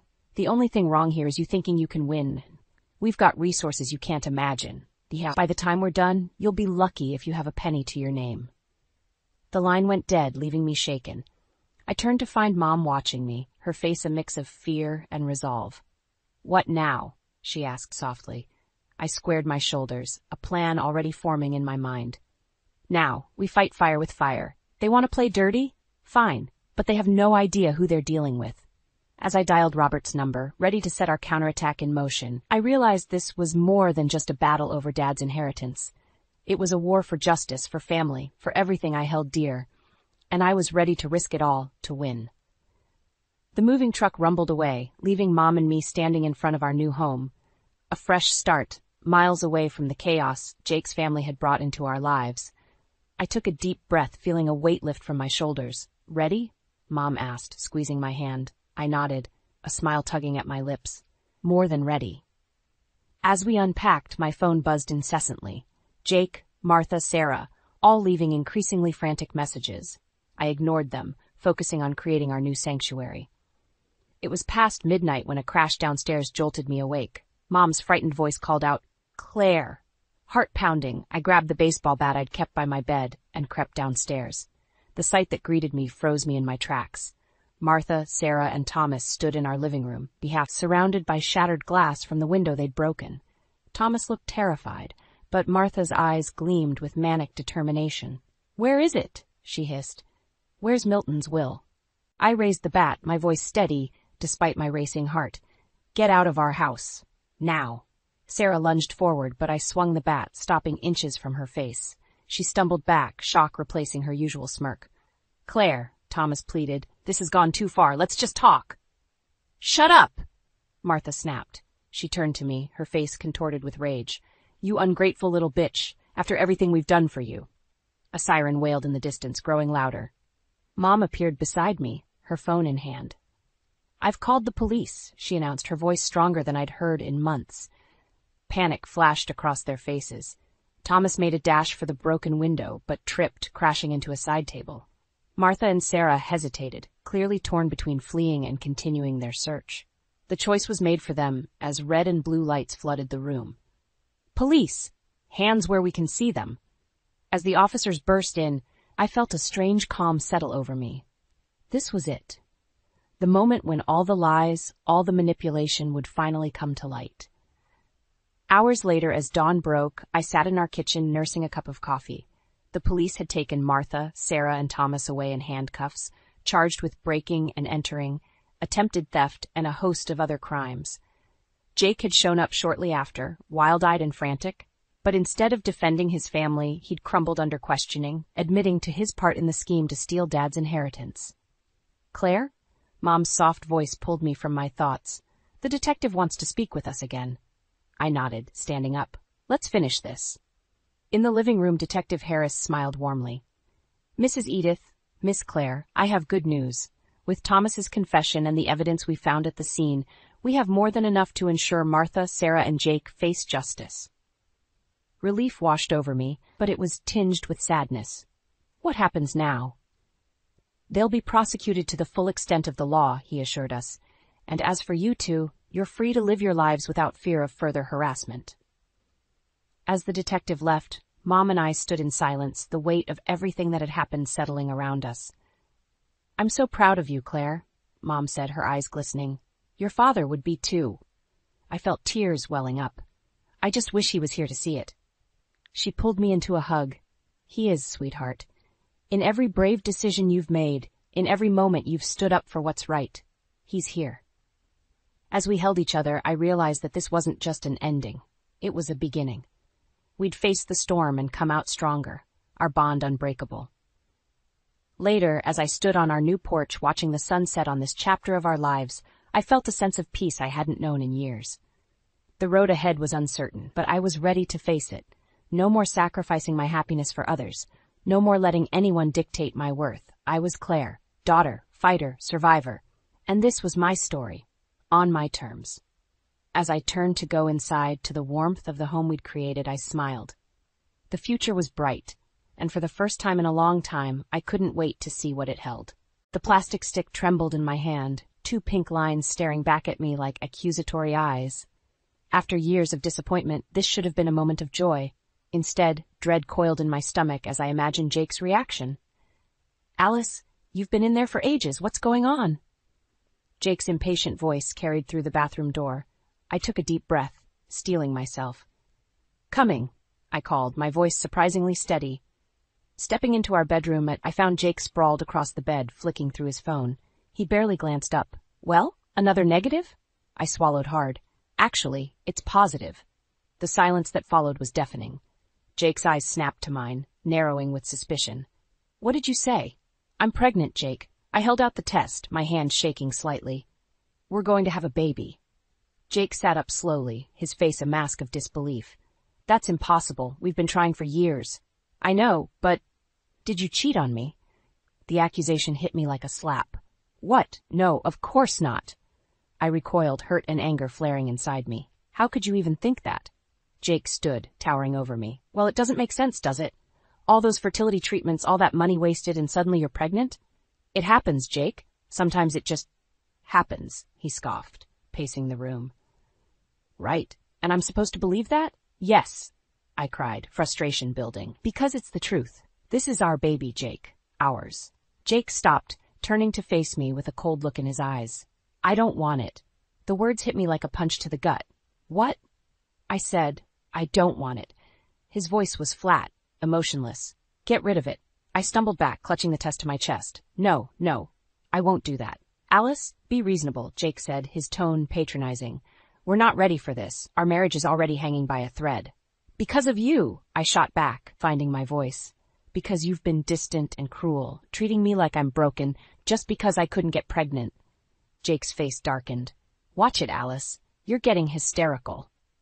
No, I'm not, I said, straightening my spine. I'm finally seeing things clearly. This baby is a miracle, Jake, and if you can't see that, then what? He challenged, stepping closer. I met his gaze, unflinching. Then maybe we shouldn't be together anymore. Jake's laugh was harsh. Oh, that's rich. You think you can make it on your own? With a baby? I'd rather be alone than with someone who doesn't want our child, I said, my voice steady despite the tears threatening to spill. For a moment, something like regret flashed across Jake's face, but it was quickly replaced by a sneer. Fine. Have your precious baby. But don't come crawling back when you realize how hard it is. He stormed out of the room, leaving me alone with the weight of his words. I sank onto the bed, one hand instinctively moving to my still flat stomach. The test was still clutched in my other hand, those 2 pink lines a promise of a future I'd dreamed of for so long. But not like this. Never like this. My phone buzzed, startling me. It was a text from my mother, Brenda. How did it go, sweetheart? Did you tell him? I stared at the message, tears finally spilling over. How could I tell her that my marriage had just imploded? That the man I thought I knew had revealed himself to be a monster? With shaking fingers, I typed out a reply. Can I come home? The response was immediate. Of course. We're here for you, always. I looked around the room at the life Jake and I had built together. It all seemed hollow now, a facade hiding years of pain and resentment. But as I placed a hand on my stomach again, I felt a flicker of hope. This baby was my future now, and I would do whatever it took to give us both the life we deserved. The suitcase felt impossibly heavy as I dragged it down the stairs. Each step was a battle against gravity and my own doubts. Was I really doing this? Leaving everything I'd known for the past decade? Where do you think you're going? Jake's voice, cold and mocking, froze me in place. I turned, my hand instinctively moving to protect my stomach. I'm leaving, Jake. I can't stay here anymore. He leaned against the doorframe, arms crossed. And where exactly are you planning to go? Back to Mommy and Daddy? The condescension in his tone sparked a fire in me. Yes, actually. At least they'll support me and this baby. Jake's laugh was cruel. Support you? Alice, you're 40 years old. You really think you can start over now? As a single mother? I lifted my chin, meeting his gaze. Watch me. For a moment, something like uncertainty flickered in Jake's eyes, but it was quickly replaced by a sneer. Fine, go, but don't come crawling back when you realize how hard it is out there. I'd rather struggle alone than stay here with you, I shot back, surprised by my own vehemence. Jake's face darkened. He took a step towards me, and I instinctively backed away, bumping into the wall. You ungrateful bitch, he hissed. After everything I've done for you. Done for me? I interrupted, anger overriding my fear. You mean like blaming me for our fertility issues? Treating me like I was broken? Making me feel worthless? Jake's hand shot out, gripping my arm painfully. I gave you everything, Alice. A home, a life. Let go of me, I said, my voice low and dangerous. Now. For a tense moment, I thought he might hit me. But then he released me, stepping back with a look of disgust. Get out, and don't bother trying to come back. You're on your own now. I didn't hesitate. I grabbed my suitcase and headed for the door, my heart pounding. As I reached for the handle, Jake called out, You'll regret this, Alice. You're nothing without me. I paused, turning to face him one last time. No, Jake, I was nothing with you, but not anymore. With that, I stepped out into the crisp morning air, closing the door on 10 years of my life. My hands were shaking as I fumbled with my phone, dialing my mother's number. Alice? Brenda's voice was thick with sleep. Honey, what's wrong? Mom? I choked out, tears finally spilling over. Can you come get me? I left Jake. There was a sharp intake of breath. Oh, sweetheart, of course. Your father and I will be there as soon as we can. Where are you? I looked around, realizing I had no idea where to go. I'm still outside the house. I don't know where. No, Brenda interrupted firmly. Don't stay there. Go to the diner on Main Street. You remember Diane? She'll look after you until we get there. Relief washed over me. Okay, I can do that. We'll be there soon, Alice. I love you. I love you too, Mom. As I ended the call, I noticed a curtain twitching in the upstairs window. Jake was watching me, his expression unreadable. I squared my shoulders and turned away, dragging my suitcase down the driveway. Each step felt like a small victory, carrying me further from the life I'd known and closer to an uncertain future. But as I walked, I felt a flutter in my stomach, so faint I might have imagined it. My hand moved to rest there, a small smile tugging at my lips despite everything. It's just you and me now, little one, I whispered. But we're going to be okay, I promise. As I rounded the corner, leaving my old life behind, I felt a mix of terror and exhilaration. I had no idea what the future held, but for the first time in years, I felt truly alive. Whatever came next, I would face it head-on, for myself and for the tiny life growing inside me. The familiar creak of my childhood bedroom door jolted me awake. For a moment, I forgot where I was, panic rising in my throat. Then I saw my mother's silhouette in the doorway, and reality came crashing back. Alice, honey, are you awake? Brenda's voice was soft, tentative. I pushed myself up, wincing at the wave of nausea that hit me. Yeah, Mom, I'm up. She stepped into the room, concern etched on her face. How are you feeling? Like I've been hit by a truck, I admitted, managing a weak smile. But I'll live. Brenda sat on the edge of the bed, her hand finding mine. Your father's making breakfast. Think you can stomach some toast? The thought of food made my stomach churn, but I nodded. I'll try. As we made our way downstairs, the smell of coffee and bacon hit me like a wall. I stumbled, gripping the banister. Alice? My father's worried voice carried from the kitchen. I'm okay, I called back, taking deep breaths. Just morning sickness. I entered the kitchen to find my father, Michael, standing at the stove, spatula in hand. His eyes widened as he took in my appearance. Good Lord, sweetheart, you look terrible. Thanks, Dad, I said dryly, sinking into a chair. Just what every woman wants to hear. He had the grace to look sheepish. I'm sorry, are you sure you're all right? I nodded, accepting the glass of water my mother handed me. I will be. It's just a lot to process. Michael turned off the stove, joining us at the table. For a moment we sat in uncomfortable silence. Then he cleared his throat. Alice, we need to talk about what happens next. I tensed, bracing myself. What do you mean? Well, he began, exchanging a glance with my mother. You can't stay here forever. You need a plan. Michael, Brenda warned, but he pressed on. No, we need to address this. Alice, you're 40 years old. You're pregnant, unemployed, and, well, let's face it, you've been out of the workforce for years. Each word felt like a blow. I blinked back tears, anger rising to replace the hurt. So what are you saying, Dad, that I should go crawling back to Jake? No, both my parents exclaimed in unison. Of course not, Brenda said firmly. But your father's right about one thing. We need a plan. I slumped in my chair, suddenly exhausted. I know, I don't know where to start. Michael reached across the table, taking my hand. We'll figure it out together, sweetheart. But first things first, we need to get you to a doctor. The thought sent a jolt of panic through me. A doctor? Why? To make sure everything's okay with the baby, Brenda explained gently. And, well, to discuss your options. I recoiled, yanking my hand away. My options? You mean? Alice, Michael said, his voice uncharacteristically gentle, we just want to make sure you've considered everything. This isn't going to be easy. I know that, I snapped, pushing away from the table. But this baby is all I have left. I'm not giving it up. Brenda stood, approaching me cautiously. No one's asking you to, sweetheart. We just want to make sure you're prepared for what's ahead. I softened slightly, letting her pull me into a hug. I know, Mom. I'm scared, but I have to do this. As I pulled away, a sharp pain lanced through my abdomen. I gasped, doubling over. Alice? My father's voice sounded far away. What's wrong? I looked down, horror flooding through me at the sight of blood on my pajama pants. No, I whispered. No, no, no. The room spun as panic set in. My mother's arms were around me, her voice urgent in my ear. Michael, call an ambulance. As darkness crept in at the edges of my vision, one thought consumed me. I couldn't lose this baby. I couldn't lose the only good thing left in my life. The last thing I heard before unconsciousness claimed me was my father's frantic voice on the phone. Please hurry, my daughter. I think she's losing the baby.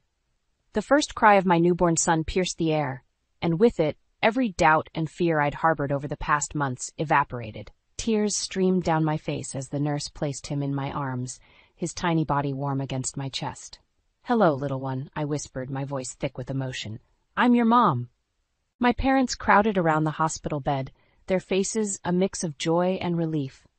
The journey here hadn't been easy. After the scare in my first trimester, every day had felt like a battle. Against my body, against the whispers of doubt, against the ghost of Jake's cruel words. But now, looking into my son's eyes, I knew it had all been worth it. He's beautiful, Alice, my mother said, wiping away her own tears. My father squeezed my shoulder. What are you going to name him? I smiled, running a finger along my son's cheek. Ethan, it means strong. As the days passed and we settled into a routine at my parents' house, the reality of single motherhood began to sink in. Sleepless nights blurred into exhausting days. The weight of responsibility pressed down on me, constant and unyielding. One particularly rough morning after Ethan had been crying for hours, I found myself in the kitchen, desperately trying to warm a bottle with one hand while bouncing him in the other. Shh, please, Ethan, I begged, my own tears threatening to fall. Mommy's trying. Here, let me help. My mother's voice startled me. She took Ethan from my arms, cooing softly to him. I slumped against the counter, suddenly bone-weary. I can't do this, Mom. I'm not cut out for this. Brenda's eyes softened with understanding. Oh, sweetheart, every new mother feels that way sometimes. But you're stronger than you know. As if to prove her point, Ethan's cries quieted as she rocked him. I watched, a mix of gratitude and envy washing over me. I need to find a job, I said, the words tasting bitter. I can't keep relying on you and Dad. My mother nodded, her expression thoughtful. Actually, I might have an idea about that. Do you remember Diane from the diner? I frowned, vaguely recalling the kind-faced woman who'd sheltered me the day I left Jake. Sort of. Why? Well, I ran into her yesterday. She mentioned they're short-staffed at the diner. It's not much, but it's a start. Hope fluttered in my chest, quickly tempered by doubt. I don't know, Mom. I haven't worked in years. And what about Ethan? Your father and I can watch him while you're at work, she said firmly. Alice, this could be good for you, a chance to get back on your feet. I looked at my son, now sleeping peacefully in my mother's arms. The thought of leaving him, even for a few hours, made my heart ache. But I knew she was right. I needed to do this, for both of us. Okay, I said, taking a deep breath. I'll do it. The next day, I found myself standing outside the diner, Ethan strapped to my chest in a baby carrier. My hands shook as I reached for the door handle. You've got this, I whispered to myself, echoing my mother's words from that morning. As I stepped inside, the bell above the door chimed. Diane looked up from behind the counter, her face breaking into a warm smile. Alice, I'm so glad you came, she said, coming around to greet me. Her eyes softened as she noticed Ethan. And who's this handsome little man? I swallowed hard, fighting back tears. This is Ethan, my son. Diane's smile widened. Well, aren't you two a package deal? Come on back, let's talk about getting you started. As I followed her, I felt a strange mix of terror and excitement. This was it, the first step towards our new life. I had no idea what challenges lay ahead, but for the first time in months, I felt a glimmer of hope. With Ethan's warm weight against my chest and the promise of a fresh start before me, I squared my shoulders and stepped into the unknown. The diner's bell chimed, and I looked up from wiping down the counter, my customary greeting dying on my lips. There, framed in the doorway, stood Jake. My heart stuttered, then raced. He looked different, expensive suit, perfectly styled hair, a gleaming watch on his wrist. But his eyes, cold and calculating, were just as I remembered. Well, well, he drawled, sauntering in, if it isn't my runaway wife. I gripped the counter, willing my voice to remain steady. What are you doing here, Jake? He smirked, sliding onto a stool. Can a man visit his hometown? although I must say I'm surprised to find you here." His gaze swept dismissively over the diner. Before I could respond, a woman entered behind him. Tall, blonde, and impeccably dressed, she exuded an air of wealth and confidence. Jake's smirk widened. "Alice, meet Nancy, my wife." The word hit me like a physical blow. Wife? How long had it been since I'd left? A year? 18 months? Nancy extended a manicured hand, her smile not quite reaching her eyes. "So you're Alice. I've heard so much about you." I shook her hand, automatically, my mind reeling. I'm sorry, I didn't know Jake had remarried." Jake laughed, the sound grating on my nerves. "Oh, there's a lot you don't know, Alice. For instance, did you know that while you were off playing house with Mommy and Daddy, I sold the company, made quite a tidy profit, too?" The implications of his words sank in slowly. The company we'd built together, the one I'd walked away from when I left him, he'd sold it without a word to me. "You had no right," I hissed, anger replacing shock. Jake's eyes hardened. "I had every right. You abandoned everything, remember? Including your shares in the company." I opened my mouth to argue, but at that moment, Diane emerged from the kitchen, Ethan in her arms. "Alice, honey, I think someone needs his mama." Jake's gaze snapped to my son, his expression unreadable. "So this is the brat, huh? Doesn't look like much." Red clouded my vision. I snatched Ethan from Diane, cradling him protectively. "Don't you dare talk about my son like that." Nancy laid a hand on Jake's arm, her smile brittle. "Now, darling, let's not cause a scene. We just came to deliver the news, remember?" Jake nodded, his smirk returning. "Right you are, my dear. Alice, we thought you should know we're moving back to town. Bought that big house on Maple Street. You know the one." I did know it. It was the house I'd always dreamed of living in, back when Jake and I were trying to start a family. "Why?" I managed to choke out. "Why come back here?" Jake stood, adjusting his cufflinks. "Let's just say I have some unfinished business to attend to." "Oh, and Alice, you might want to have a chat with your lawyer. There are some discrepancies in our divorce settlement that need addressing." With that, he strode out, Nancy in tow. The bell chimed again, leaving an oppressive silence in their wake. I slumped against the counter, my legs suddenly weak. Ethan whimpered, sensing my distress.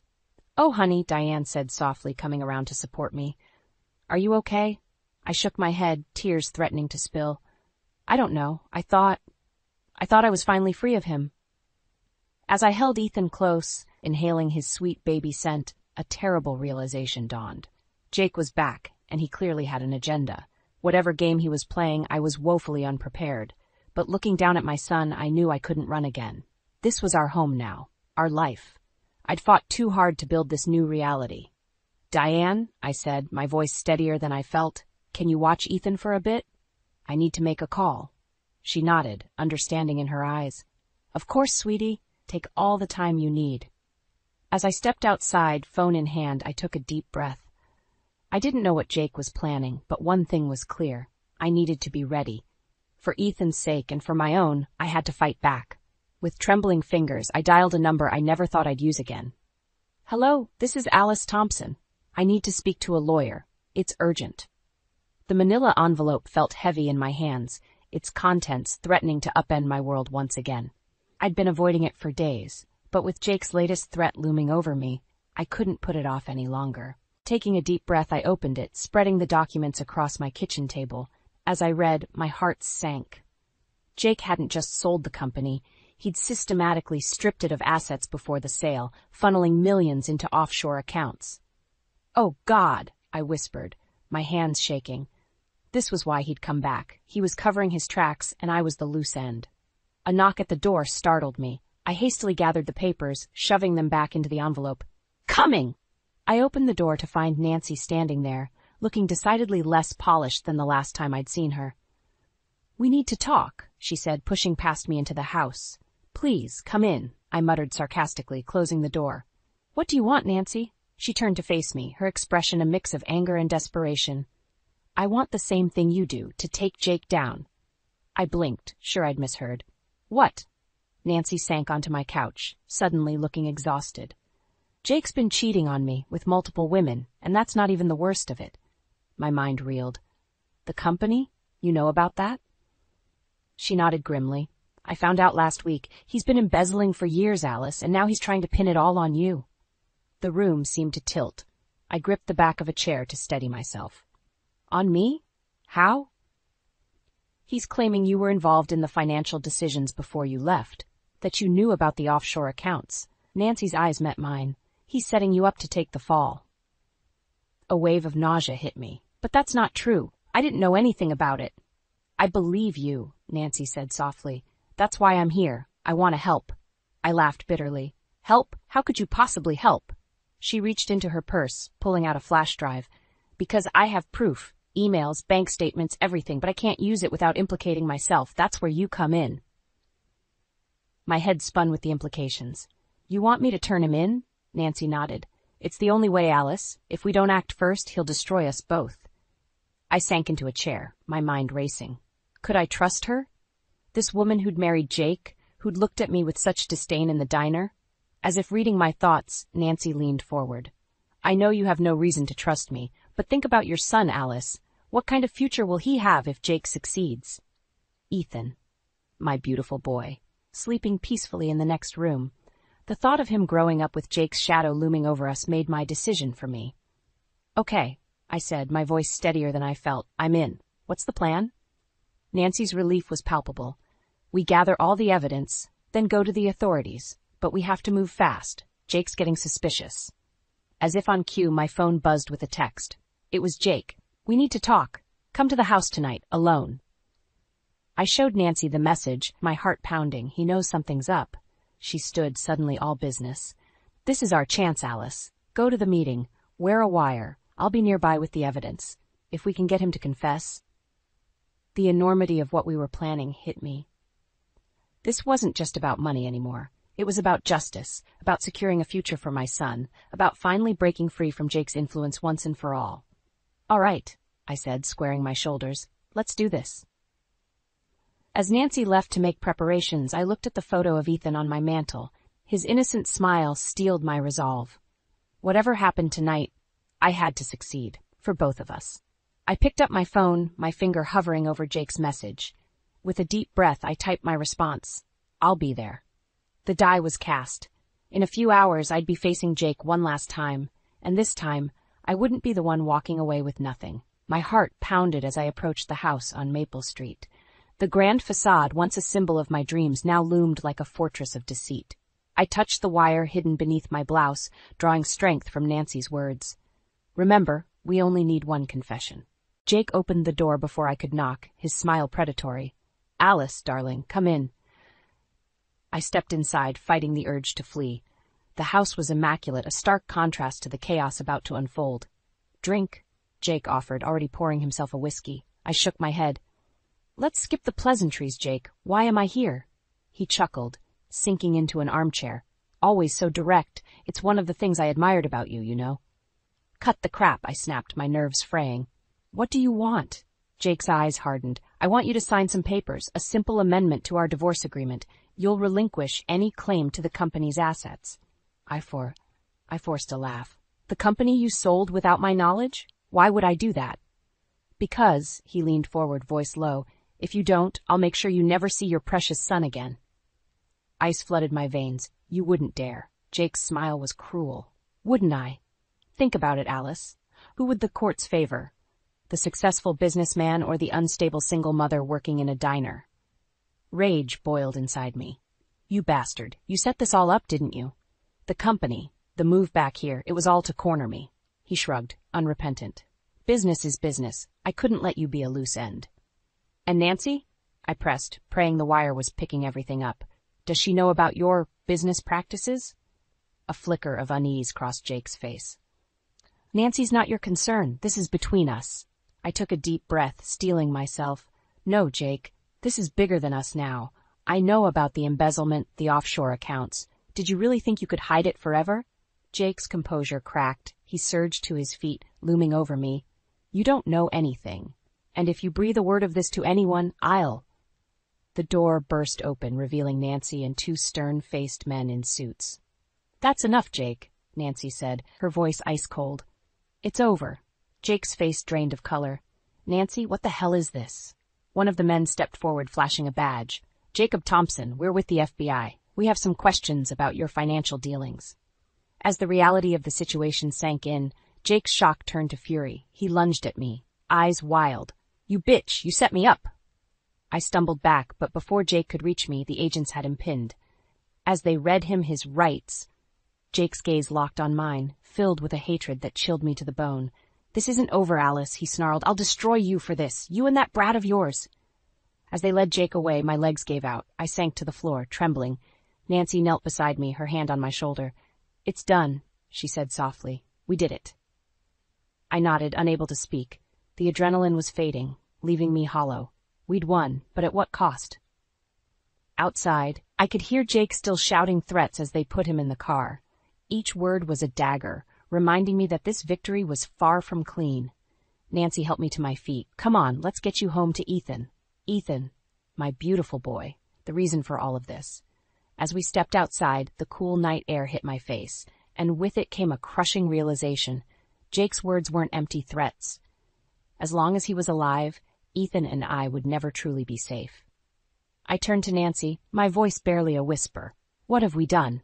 Her eyes met mine, filled with a mix of triumph and fear that mirrored my own. "What we had to do, Alice. What we had to do." As we walked away from the house on Maple Street, I knew that while one chapter had closed, another, potentially more dangerous one, was just beginning. The showdown was over, but the war? It had only just begun. The courtroom buzzed with tension as I took the stand. Jake sat at the defense table, his once impeccable suit now rumpled, his eyes burning with hatred. As I swore to tell the truth, I caught Nancy's encouraging nod from the gallery. "Mrs. Thompson," the prosecutor began, "please tell the court about your ex-husband's financial activities during your marriage." I took a deep breath, steeling myself. "Jake, Mr. Thompson systematically embezzled funds from our company, hiding millions in offshore accounts." Jake's lawyer objected, but the judge overruled him. As I continued my testimony, detailing years of financial abuse and manipulation, I watched Jake's facade crumble. His smug confidence gave way to panic, then fury. When it was the defense's turn for cross-examination, Jake's lawyer tried to paint me as a scorned woman out for revenge. But I held my ground, my voice steady as I recounted the emotional abuse, the gaslighting, the threats against our son. "And why should the court believe you now?" the lawyer sneered. I looked directly at Jake as I answered. "Because I'm not afraid anymore. I have nothing left to lose and everything to gain by telling the truth." As I stepped down from the stand, I felt a weight lift from my shoulders. Whatever happened now, I'd done my part. The truth was out. The verdict came swiftly. Guilty on all counts. As the judge read out Jake's sentence, 15 years in federal prison, I watched the man who had once terrorized me crumble before my eyes. But it was Jake's final outburst that truly marked the end. As they led him away, he lunged towards me, spitting venom. "This isn't over, Alice. I'll get out. And when I do—" "No, Jake," I interrupted, my voice calm. "It is over. You have no power over me anymore." As the courtroom doors closed behind him, I felt a hand on my shoulder. I turned to find Nancy, tears in her eyes. "We did it," she whispered. I nodded, my own eyes welling up. We did. Outside the courthouse, reporters clamored for statements, but all I wanted was to get home to Ethan. As Nancy and I pushed through the crowd, I spotted a familiar face, Diane from the diner, beaming with pride. "You did good, honey," she said, pulling me into a hug. "Now, let's get you home to that boy of yours." The drive back to my parents' house was a blur. As we pulled up, I saw my mother on the porch, Ethan in her arms. The sight of my son, safe, loved, free from Jake's shadow, brought fresh tears to my eyes. I scooped Ethan into my arms, breathing in his sweet baby scent. "It's over, little one," I whispered. "We're safe now." As we gathered in the living room, my parents, Nancy, Diane, and Hank, who'd closed the diner to be here, I looked around at this unlikely family we'd formed. Each person had played a part in getting us to this moment. "I don't know how to thank you all," I began, my voice thick with emotion, but Diane cut me off with a wave of her hand. "You don't need to thank us, honey. You did this. You found the strength to stand up to him, to protect your boy. We're just glad we could help." Nancy nodded in agreement. "Alice, you gave me the courage to face the truth about Jake. If anyone should be thanking someone, it's me thanking you." As the evening wore on, filled with quiet celebration and plans for the future, I felt a sense of peace I hadn't known in years. Jake was gone, but more importantly, The fear he'd instilled in me was gone too. Later, as I tucked Ethan into bed, I made him a promise. "You'll never have to be afraid, my love. Mommy will always protect you." Looking down at my sleeping son, I realized that this moment, this love, was what I'd been fighting for all along. Not revenge, not justice, but the chance to give Ethan the life and love he deserved. As I closed Ethan's door, I caught sight of my reflection in the hallway mirror. The woman staring back at me was stronger, wiser, and more whole than she'd ever been. For the first time in years, I smiled at my reflection. The past was behind us now. The future, bright, hopeful, and ours alone, was waiting. The shattered wine glass at my feet mirrored my fractured world. I stood frozen in the doorway of our bedroom, my eyes fixed on the tangled sheets and intertwined bodies of my husband Jason and my younger sister Mia. "Lila," Jason bolted upright, his face a mask of shock and guilt. "This isn't, we..." Mia scrambled to cover herself, her eyes darting between Jason and me. "Sis, I can explain." "Don't."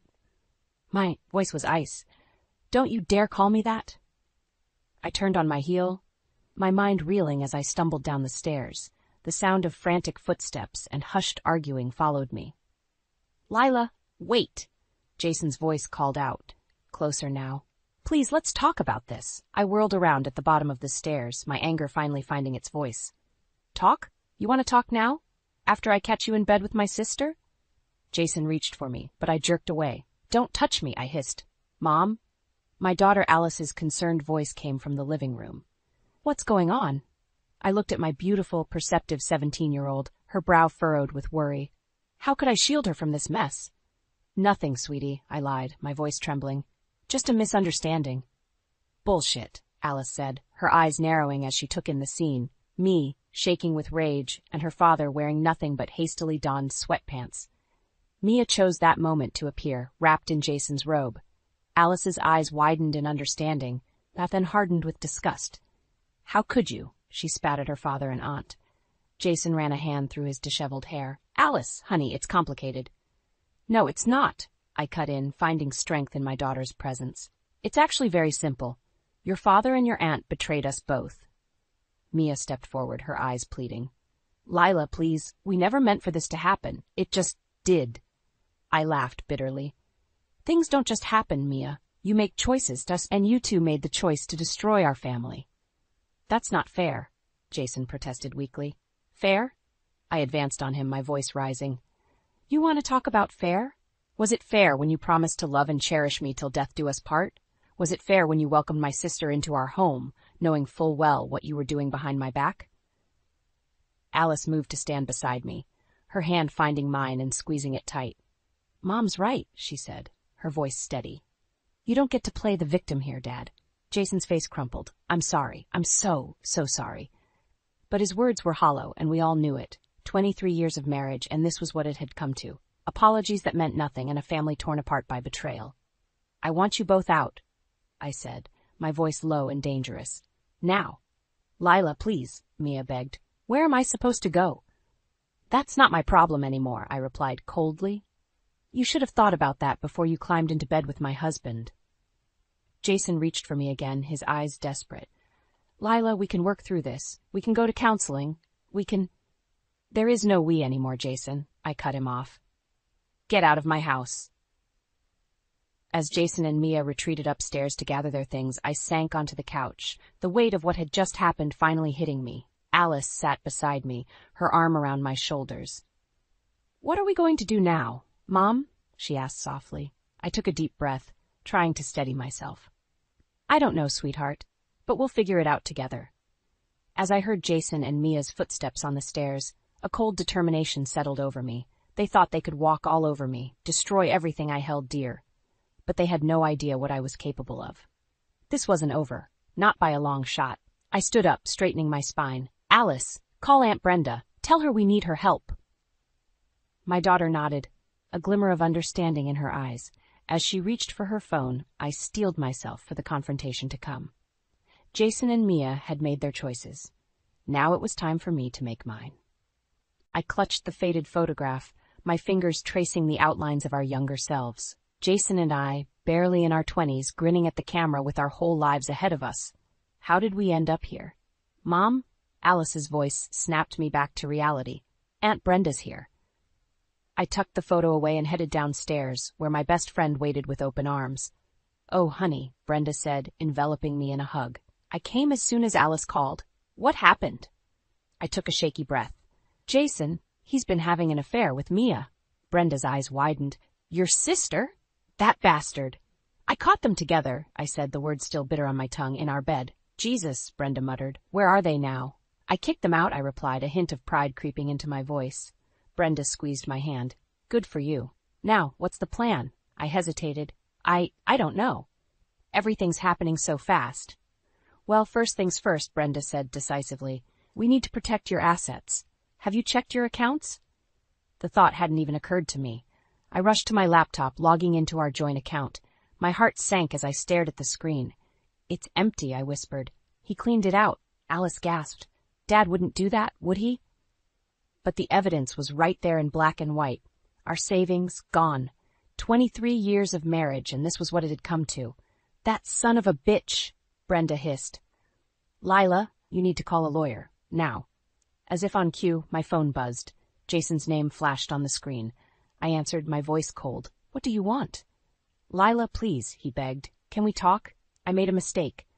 "A mistake?" I cut him off. "Is that what you call emptying our bank account?" There was a pause. I panicked. "I thought you might try to take everything." I laughed bitterly.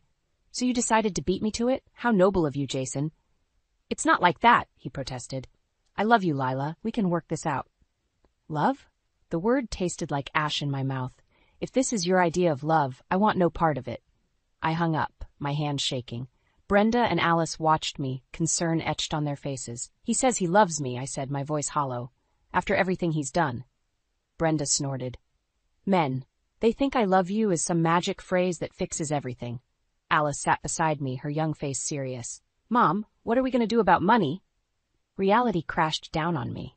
With our savings gone and my part-time job at the library, how would we manage? "We'll figure it out," I said, trying to sound more confident than I felt. "I'll pick up extra shifts, maybe look for a better-paying job." "I can get a job too," Alice offered, "to help out." My heart swelled with love for my daughter. "No, sweetheart, you focus on school. I'll handle this." Brenda cleared her throat. "Actually, I might have a solution. My company's looking for a new office manager. The pay's good, and I could put in a good word for you." Hope flickered in my chest. "Really? Brenda, that would be amazing." "It's the least I can do," she said, squeezing my hand. "We'll get through this together." As we started discussing the details, my phone buzzed again. This time it was Mia. "Lila, please," she sobbed. "I'm so sorry. Can we talk?" I stared at the phone, torn between anger and the instinct to comfort my little sister. But the image of her in bed with Jason flashed through my mind, and I made my decision. "There's nothing to talk about," I said coldly, and hung up. I turned back to Brenda and Alice, my resolve strengthening. "Okay," I said, squaring my shoulders. "Let's figure out our next move." As we huddled around the kitchen table plotting our strategy, I felt a spark of something I hadn't experienced in years. Hope. Jason and Mia might have betrayed me, but I wasn't alone. And I was far from defeated. Little did they know, this was just the beginning. They'd soon learn that hell hath no fury like a woman scorned, especially when that woman has a brilliant daughter and a fiercely loyal best friend by her side. The interview at Brenda's company went better than I dared hope. As I walked out of the office building, a weight lifted off my shoulders. For the first time in days, I felt a glimmer of optimism. My phone buzzed. Alice's name flashed on the screen. "Mom, you need to come home. Now." Her voice was tight with tension. "What's wrong?" I asked, my heart racing. "It's Dad and Aunt Mia. They're here." I clenched my fist. "I'm on my way." The drive home was a blur. I burst through the front door to find Jason and Mia sitting in our living room, Alice glaring at them from across the coffee table. "What the hell are you doing here?" I demanded. Jason stood up, his hands raised in a placating gesture. "Lila, please, we just want to talk." "There's nothing to talk about," I snapped. "I told you both to stay away." Mia's eyes were red-rimmed. "Sis, please, we made a terrible mistake, but—" "Don't call me that," I cut her off. "You lost the right to call me sis when you slept with my husband." Alice moved to stand beside me, her presence a comforting anchor. "Mom's right, you both need to leave." Jason's face hardened. Alice, this is between your mother and me. You don't understand. I understand perfectly. Alice shot back. I understand that you betrayed Mom, that you stole her money, and that you're trying to weasel your way back in. I felt a surge of pride for my daughter's fierce loyalty. It's not that simple, Mia pleaded. Jason and I, we have feelings for each other. The words hit me like a physical blow. Feelings? You expect me to care about your feelings? Jason reached for me. Lila, we never meant to hurt you. It just happened. I recoiled from his touch. Things don't just happen, Jason. You made choices. Now you have to live with the consequences. What about our family? He asked, desperation creeping into his voice. What about everything we've built together? You should have thought about that before you destroyed it all, I replied coldly. Mia stood up, tears streaming down her face. Lila, please, you're my sister. We've always been there for each other. Can't we find a way to work through this? For a moment, I wavered. Memories of our childhood, of the times we'd supported each other through thick and thin, flashed through my mind. But then I remembered the sight of her in bed with Jason, and my resolve hardened. No, Mia, we can't. You crossed a line that can't be uncrossed. Jason's face darkened. Fine. If that's how you want to play it, we'll settle this in court. I'll fight for half of everything we own. I laughed bitterly. Good luck with that. You already emptied our bank account, remember? His eyes widened in surprise. How did you? It doesn't matter, I cut him off. What matters is that you've shown your true colors. Now get out of my house. As Jason and Mia reluctantly headed for the door, Alice called out, Wait! We all turned to look at her. She held up her phone, a triumphant gleam in her eye. I recorded everything you just said, she announced. About your feelings for each other, about Dad stealing the money, all of it. Jason's face paled. Alice, you can't. I can, and I did, she replied firmly. If you try to take Mom to court, if you try to claim a single penny more from her, this recording goes to your lawyer, and to Grandma and Grandpa. Mia gasped. You wouldn't. Alice's gaze was steely. Try me. As Jason and Mia slunk out, thoroughly defeated, I pulled Alice into a fierce hug. I can't believe you did that, I whispered. She hugged me back just as tightly. Nobody messes with my mom. As we stood there holding each other, I felt a surge of determination. Jason and Mia thought they could walk all over us, but they were wrong. We were stronger than they knew, and we were just getting started. I pulled back, looking into Alice's eyes. We need to call Brenda, I said. It's time to plan our next move. The manila envelope felt heavy in my hands as I sat at the kitchen table, my heart pounding. Brenda had come through, hiring a private investigator to dig into Jason and Mia's affair. Now, the truth lay before me, waiting to be unveiled. Are you sure you want to do this, Mom? Alice asked, her voice laced with concern. I nodded, my jaw set. I need to know everything. With trembling fingers, I opened the envelope and spread its contents across the table. Photos, bank statements, and a detailed report stared back at me, each piece a dagger to my heart. The photos came first, Jason and Mia at a cozy restaurant, holding hands across the table. Another showed them entering a hotel, his arm wrapped possessively around her waist. But it was the timestamp on the images that made my blood run cold. This one's from last year, I whispered, my voice barely audible. They've been lying to me for over a year. Alice's hand found mine, squeezing it tight. I'm so sorry, Mom. I forced myself to continue, flipping through bank statements that revealed a pattern of withdrawals and suspicious purchases. A diamond necklace I'd never received. Weekend getaways I'd never been on. He's been using our money to fund their affair, I said, anger rising in my chest. But it was the final page of the report that delivered the crushing blow. A copy of a lease agreement signed by both Jason and Mia for an apartment across town. They were planning to move in together, I realized, the words tasting like ash in my mouth. They were going to leave us, Alice. My daughter's face hardened. Then we'll beat them to it. As if on cue, my phone buzzed. A text from Jason. We need to talk. Can I come over? I showed Alice the message, my mind racing. What should I do? She straightened up, a determined glint in her eye. Let him come. It's time he faced the consequences of his actions. An hour later, Jason walked through the door, his face a mask of false contrition. Lila, I cut him off, gesturing to the evidence spread across the table. Save it, Jason. I know everything. His eyes widened as he took in the photos, the bank statements, the lease agreement. How did you? It doesn't matter, I said, my voice steady despite the turmoil inside. What matters is that you've been lying to me, to us, for over a year. Jason's shoulders slumped. I never meant for it to go this far. Mia and we just connected, and... Stop, I held up a hand. I don't want to hear your excuses. What I want to know is why you're really here. He hesitated, then reached into his pocket and pulled out a folded document. My lawyer drew up divorce papers. I thought, maybe we could handle this amicably. I laughed, a harsh, bitter sound. Amicably? After you emptied our bank account? After you used our money to wine and dine my sister? Mom, Alice interjected, her voice tight with anger. Show him. I nodded, sliding the lease agreement across the table. Were you going to tell us about your little love nest, Jason? Or were you just going to disappear one day? The color drained from his face. Lila, I can explain. No need. I cut him off. I think I understand perfectly. You and Mia had it all planned out, didn't you? Drain our accounts, move in together, start your new life. Jason's eyes darted between Alice and me, desperation creeping into his voice. Please, we can work this out. I'll do anything. You're right about one thing, I said, standing up. We are going to handle this, but not on your terms. I picked up the divorce papers, tearing them in half. I'll be filing for divorce, Jason, but it'll be on my terms, and trust me, after everything you've done, you won't like what's coming. As Jason stumbled out of the house, shell-shocked and defeated, I turned to Alice. Her eyes shone with a mixture of pride and determination. What now, Mom? I took a deep breath, squaring my shoulders. Now, we fight back, and we win. The lawyer's office felt suffocating as I sat across from Jason, our respective attorneys flanking us. The mediation was supposed to be a step towards an amicable divorce, but the tension in the room was palpable. Mrs. Thompson, Jason's lawyer began, his voice oily smooth.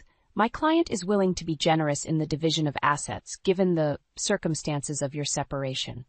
I bristled at his condescending tone. Generous? After he drained our joint account?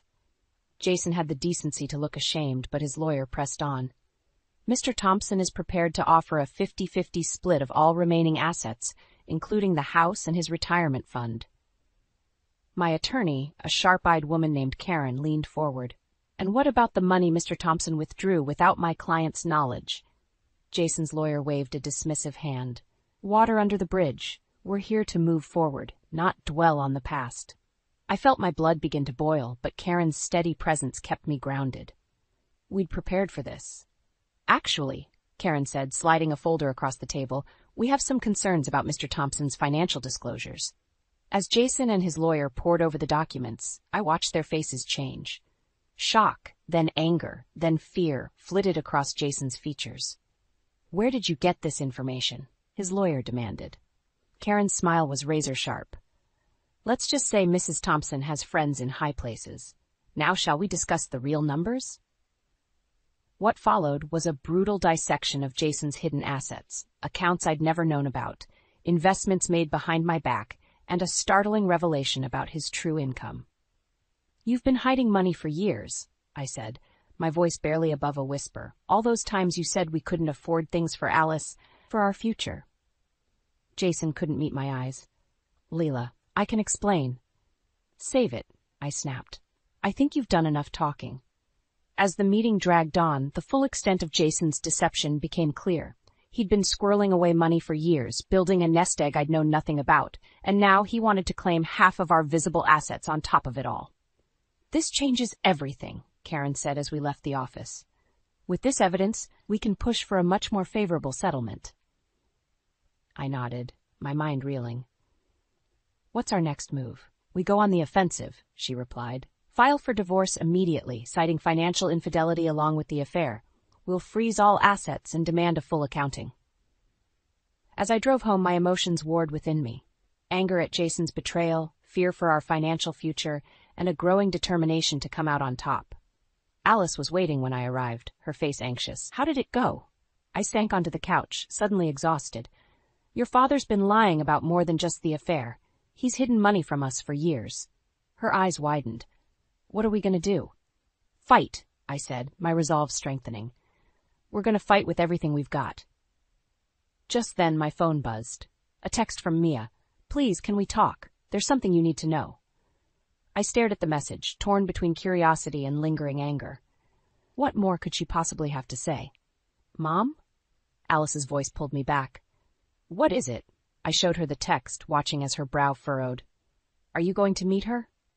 I hesitated, weighing my options. On one hand, Mia had betrayed me in the worst possible way. On the other, if she had information that could help our case against Jason, I think I have to, I said finally. But I'm not going alone. Will you come with me? Alice nodded, her jaw set in determination. Of course, we're in this together. As we prepared to face Mia, I felt a strange mix of dread and anticipation. Whatever she had to say, I knew it would change everything. But for better or worse, I was ready. Jason and Mia had underestimated me for the last time. Now it was my turn to show them what I was truly capable of. The cafe bustled around us, but I barely noticed the noise. My eyes were fixed on Mia, who sat across from me, fidgeting with her coffee cup. Alice sat beside me, a silent pillar of support.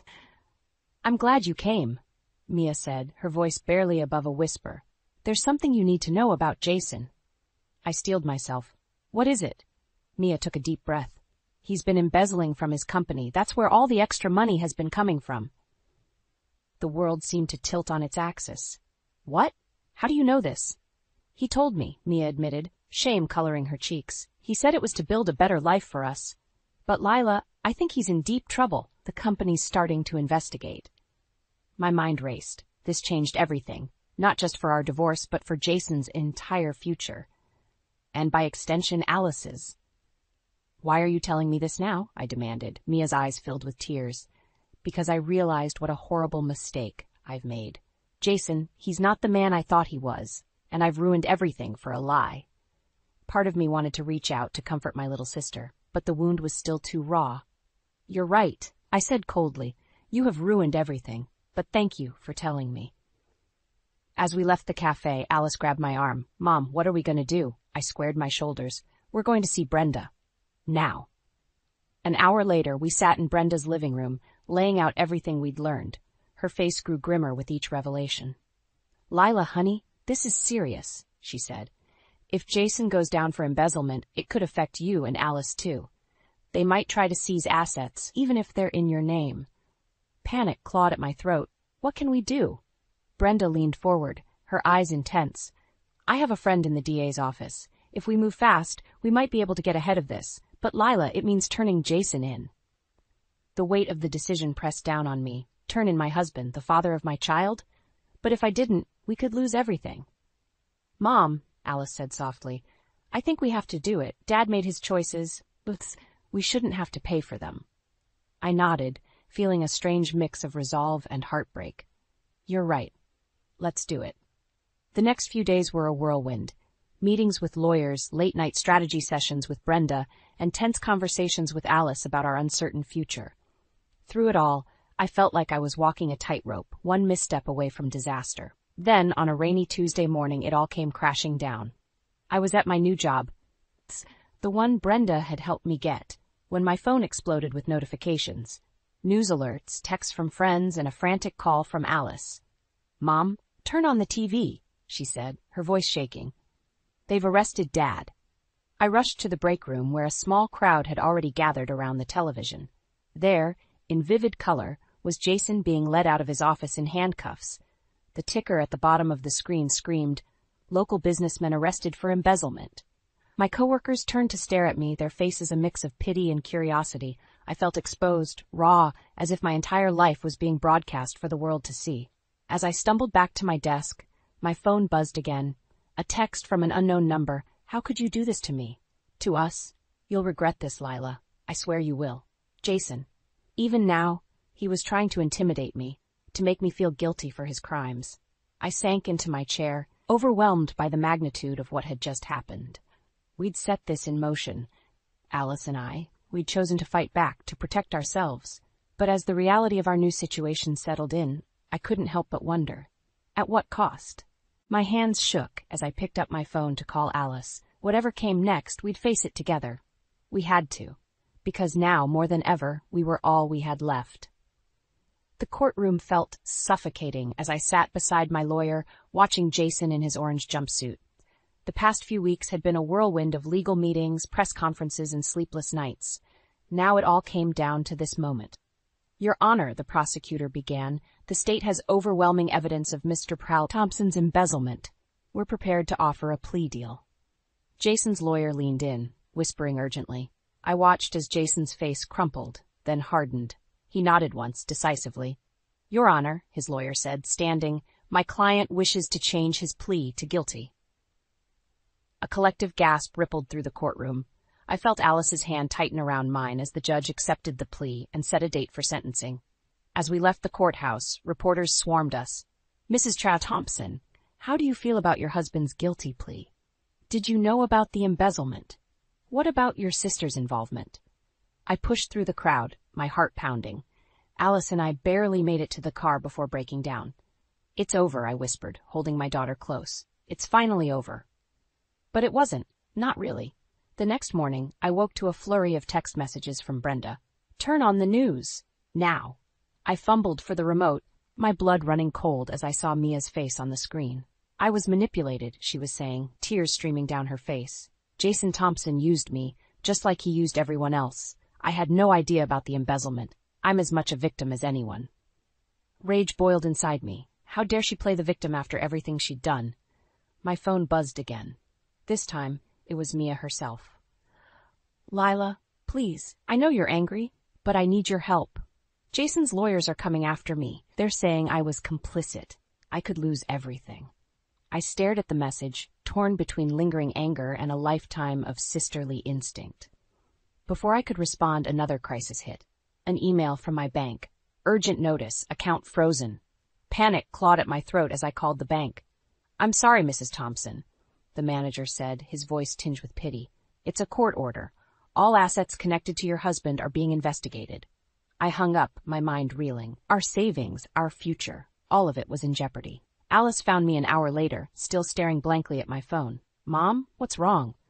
I looked up at my daughter, so strong, so resilient. How could I tell her that we might lose everything? "Our accounts are frozen," I said, my voice barely above a whisper. "And Aunt Mia, she's trying to play the victim." Alice's face hardened. "We can't let her get away with that. We have proof of her involvement, right?" I nodded slowly. "But if we use it, it could make things worse for us financially. The courts might see it as us hiding evidence." "So what do we do?" Alice asked, her voice small. Before I could answer, my phone rang. Jason's lawyer.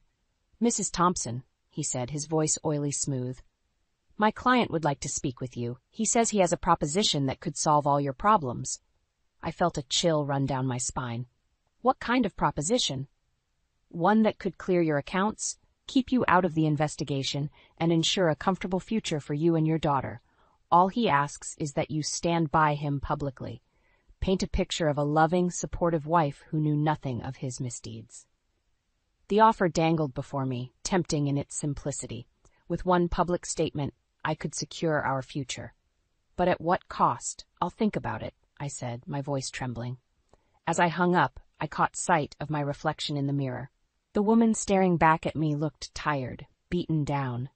But beneath the exhaustion, I saw a flicker of the strength that had gotten me this far. I turned to Alice, my resolve hardening.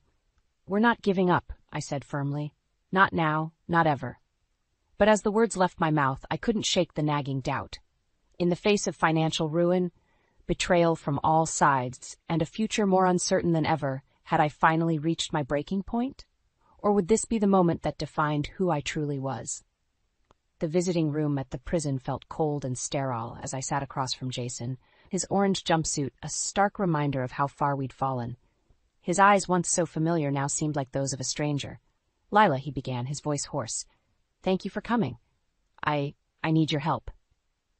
I steeled myself, remembering all the pain he'd caused. "What do you want, Jason?" He leaned forward, desperation etched on his face. "I can't do this. The trial, the sentencing. I need you to speak on my behalf. Tell them I was a good husband, a good father. Please, Lila, for old time's sake." For a moment I wavered. Despite everything, a part of me still remembered the man I'd fallen in love with all those years ago. But then I thought of Alice, of the life we were rebuilding, and my resolve hardened. "No, Jason," I said firmly. "I won't lie for you, not anymore." His face darkened. "You owe me, Lila. After all we've been through.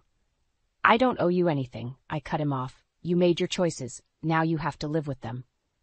As I stood to leave, Jason grabbed my arm. If you walk away now, you'll regret it. I'll make sure of it. I jerked away, my heart pounding. Goodbye, Jason. Outside, I found Alice waiting, her face anxious. How did it go? I took a deep breath. It's over. Really over. As we drove home, my phone buzzed with a text from Mia. I'm sorry for everything. Can we talk? I showed Alice the message, torn between lingering anger and the pull of family ties. It's your decision, Mom, Alice said softly. But remember, we're stronger together. Her words echoed in my mind as we pulled into our driveway. To my surprise, Brenda was waiting on the porch, a determined look on her face. I've got news, she said as we approached. Big news. Inside, Brenda laid out a stack of documents. Remember that friend I have in the DA's office? Well, she did some digging. Turns out Jason had a secret account we didn't know about. And guess whose name is on it? My heart skipped a beat. Mia's? Brenda nodded. They were in it together, Lila. All of it. The revelation hit me like a physical blow. My sister, my own flesh and blood, had been complicit in Jason's crimes all along. What do we do now? Alice asked, her voice small. I looked at my daughter, then at Brenda, feeling a surge of gratitude for the true family I had left. In that moment, I made my decision. We tell the truth, I said firmly. All of it. No more lies, no more cover-ups. The next few weeks were a whirlwind of legal meetings and court appearances. I testified about Jason's crimes, about Mia's involvement, holding nothing back. It was painful, exposing our family's darkest secrets, but with each word, I felt a weight lifting from my shoulders. On the day of Jason's sentencing, I stood before the judge, my voice steady. Your Honor, I'm not here to defend my husband's actions. He made his choices, and now he must face the consequences. But I am here to speak for myself, for my daughter, and for all those who were betrayed by his actions. We're ready to move forward, to rebuild our lives, without the shadow of his crimes hanging over us. As the judge handed down his sentence, 15 years with no possibility of early parole, I felt a strange mix of sadness and relief. It was the end of a chapter, but also the beginning of a new one. Outside the courthouse, reporters clamored for a statement. But this time, I didn't run. I stood tall, Alice by my side, and faced the cameras. We've been through hell, I said, my voice clear and strong, but we've come out stronger. To anyone out there facing betrayal, facing seemingly insurmountable odds, I want you to know you're not alone, and you're stronger than you know. As we walked away hand in hand, I felt a sense of peace wash over me. The road ahead wouldn't be easy, but for the first time in months I felt hope. We had weathered the storm, faced our demons, and come out the other side. Looking at Alice, seeing the strength and resilience in her eyes, I knew we would be okay. More than okay. We would thrive, because sometimes it's only when everything falls apart that you discover what you're truly made of. And I, Lila Thompson, was made of steel. The words sliced through the air like shards of glass, each one cutting deeper than the last. I stood frozen in the living room, my hands trembling as I gripped the edge of the coffee table for support. This couldn't be happening. Not to me. Not to us. Jenny, how could you?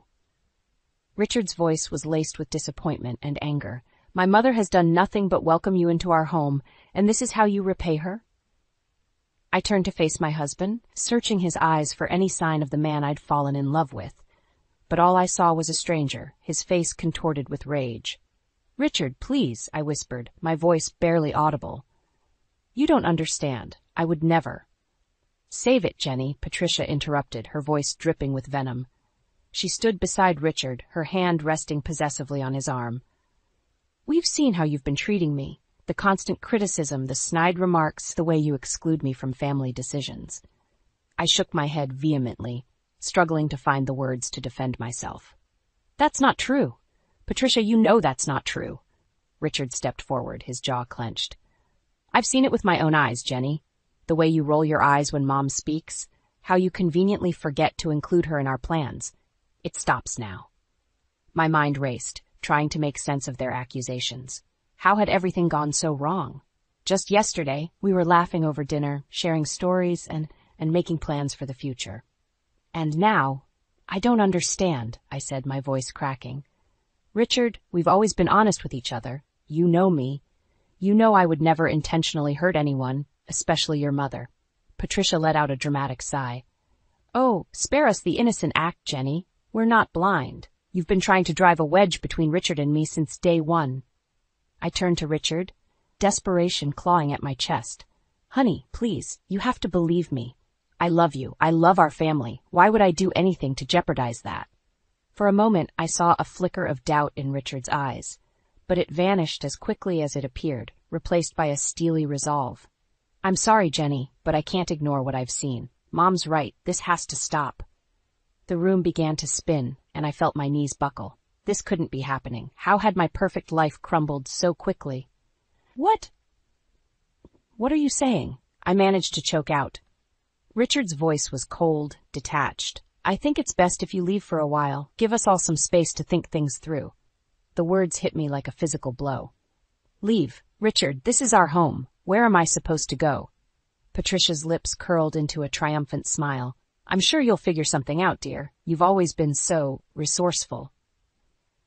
I looked from Richard to Patricia, searching for any sign of compassion, any hint that this was all a terrible misunderstanding. But their faces remained impassive, united against me. With shaking hands, I reached for my purse. I need some air. I can't breathe. As I stumbled towards the door, I heard Patricia's voice behind me. Take all the time you need, Jenny. We'll be here when you're ready to apologize. The door slammed shut behind me, the sound echoing in the empty hallway. I leaned against the wall, my chest heaving as I struggled to catch my breath. How had my life fallen apart so completely in the span of a single conversation? As I made my way down the stairs, my phone buzzed in my pocket. With trembling fingers, I pulled it out, hoping against hope to see Richard's name on the screen. Instead, I saw a text from my mother, Mary. Honey, is everything okay? I have a strange feeling. Call me if you need anything. I clutched the phone to my chest, a lifeline in the storm that had become my life. As I stepped out into the cool evening air, I knew one thing for certain. Nothing would ever be the same again. As I sat in my mother's kitchen, clutching a steaming mug of tea, the memories of happier times with Richard flooded my mind. The stark contrast between then and now made my heart ache. Jenny, sweetheart, my mother's gentle voice broke through my reverie. You haven't touched your tea. It's getting cold. I blinked, forcing myself back to the present. Sorry, Mom. I was just remembering. She reached across the table and squeezed my hand. Tell me about it. Sometimes talking helps. I took a deep breath, the words tumbling out. It wasn't always like this. You know, Richard and I, we were so happy once. I closed my eyes, transported back to our wedding day. The way Richard looked at me as I walked down the aisle, his eyes shining with love and promise. Our first dance, his arms strong and sure around me as we swayed to our favorite song. We were unstoppable, I said, a wistful smile tugging at my lips. Remember how we'd stay up all night, talking about our dreams, the house we'd build, the family we'd have? My mother nodded, her eyes soft with understanding. You two were quite the pair, so full of hope and love. The memory shifted, and suddenly I was reliving our first anniversary. Richard had surprised me with a picnic in the park where we'd had our first date. We'd laughed and fed each other strawberries, making plans for the future between kisses. It all changed when we moved in with Patricia, I said, my voice hardening. At first it seemed like such a good idea. Help her out, save money for our own place, but then I trailed off. Remembering the day, everything started to unravel. It had been a Sunday morning, barely a month after we'd moved in. I was making breakfast, humming to myself, when Patricia walked in. Oh, Jenny, she'd said, her voice dripping with false sweetness. Is that how you scramble eggs? No wonder Richard's been looking so thin lately. I'd brushed it off at first, laughing awkwardly. But as the weeks went by, the comments became more frequent, more pointed. Nothing I did was ever good enough. I tried to talk to Richard about it, I told my mother, frustration creeping into my voice. But he always defended her, said I was being too sensitive, that it was just her way of showing she cared. My mother's brow furrowed. And you never told me any of this was happening? I shook my head, shame washing over me. I thought I could handle it. I didn't want to worry you. Just then my phone buzzed, a text from Richard. My heart leapt, hope surging through me. Maybe he'd realized his mistake, maybe he was ready to listen.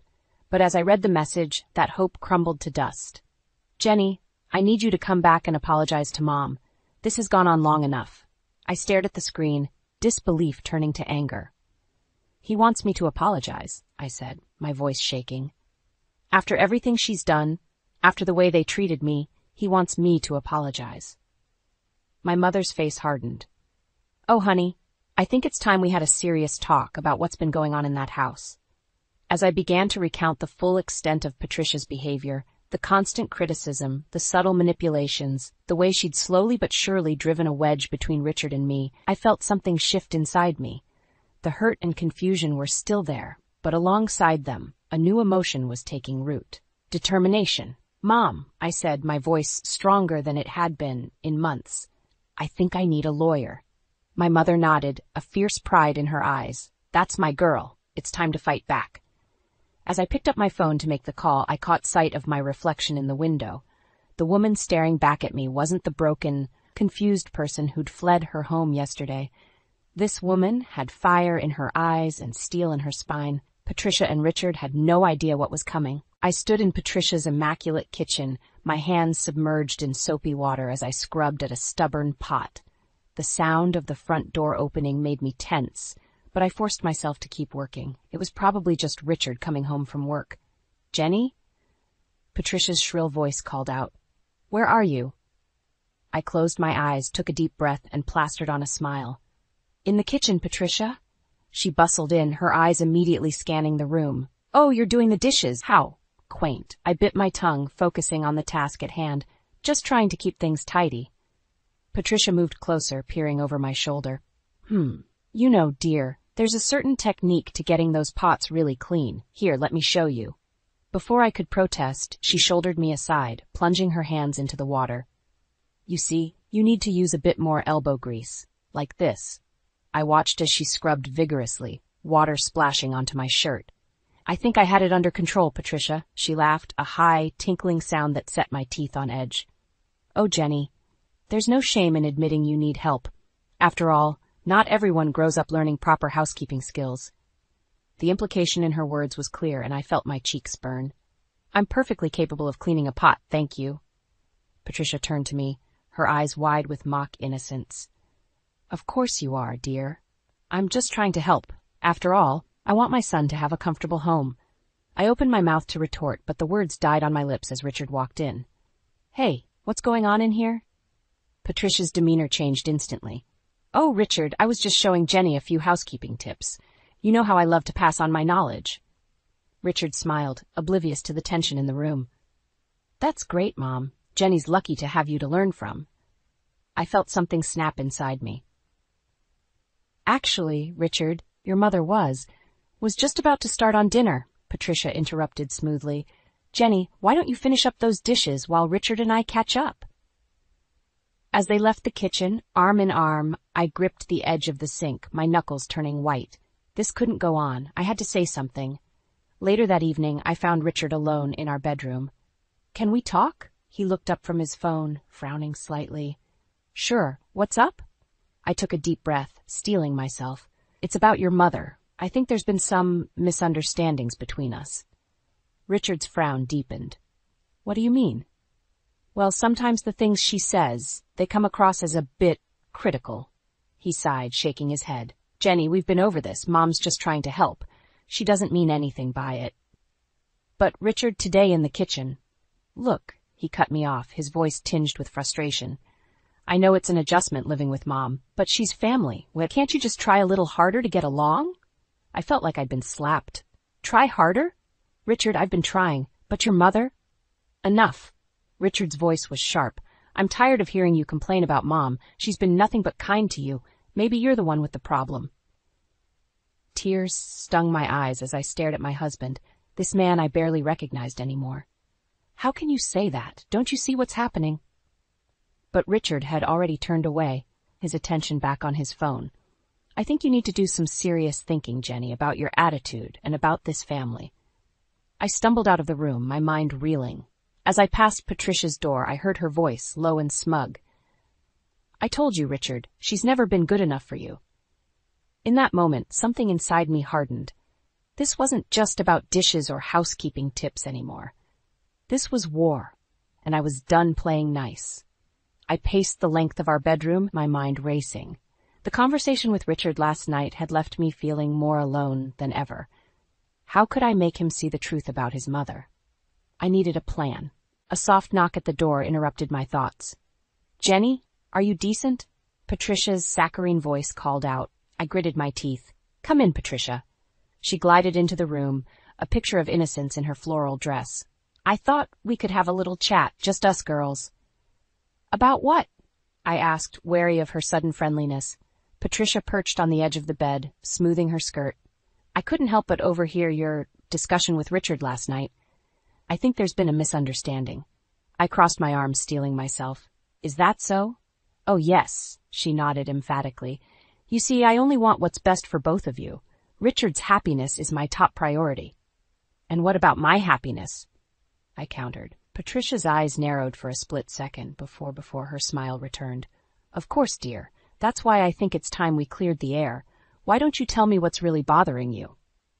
I took a deep breath. This was my chance. "Patricia, I feel like you're constantly criticizing me, the way you talk about my housekeeping, my cooking." "Oh, Jenny," she interrupted, her voice dripping with false concern. "I had no idea you felt that way. I was only trying to help. You know, not everyone has the advantage of a proper upbringing." Her words stung, but I pressed on. "It's not just that. The way you interfere in our marriage, always pulling Richard aside for private conversations." "Now, wait just a minute." Patricia's voice hardened. "Are you accusing me of coming between you and my son? After everything I've done for you both?" "That's not what I think I've heard enough." She stood abruptly. I was willing to extend an olive branch, but clearly you're determined to paint me as the villain. Just then, Richard appeared in the doorway. "What's going on?" I heard raised voices. Patricia's demeanor changed instantly, her eyes welling with tears.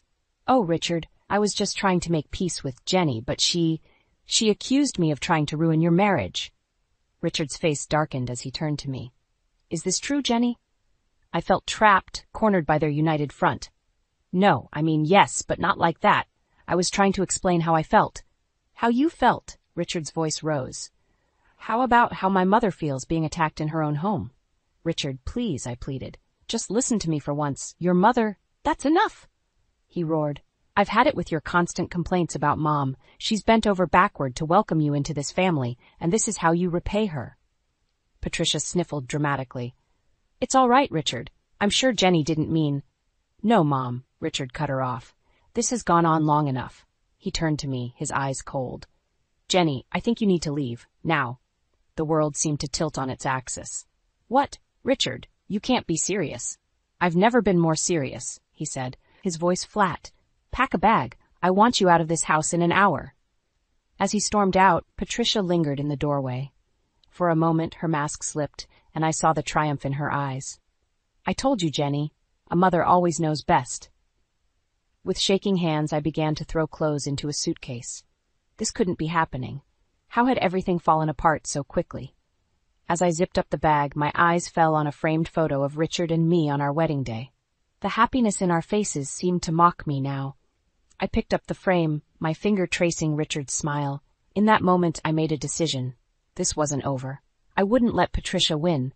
Somehow, someway, I would fight back and reclaim my life, my marriage, and my dignity.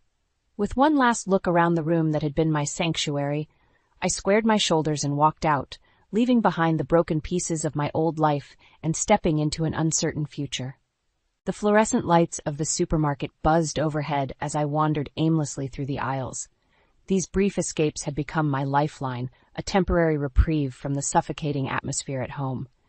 I lingered in front of the cereal display, not really seeing the colorful boxes, lost in my thoughts. "Jenny, is that you?" I turned to see Sarah, an old friend from college. Her warm smile faltered as she took in my appearance. "Are you okay? You look terrible."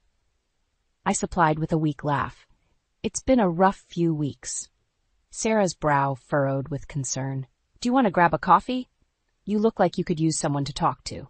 20 minutes later, we were seated in a quiet corner of the cafe next door. As I poured out the whole sordid story, Sarah's expression shifted from shock to anger. "Jenny, this is abuse," she said firmly. "What Patricia's doing, how Richard's enabling her. It's not okay." I shook my head, tears pricking at my eyes. But what can I do? Richard won't listen to me. He thinks I'm the problem.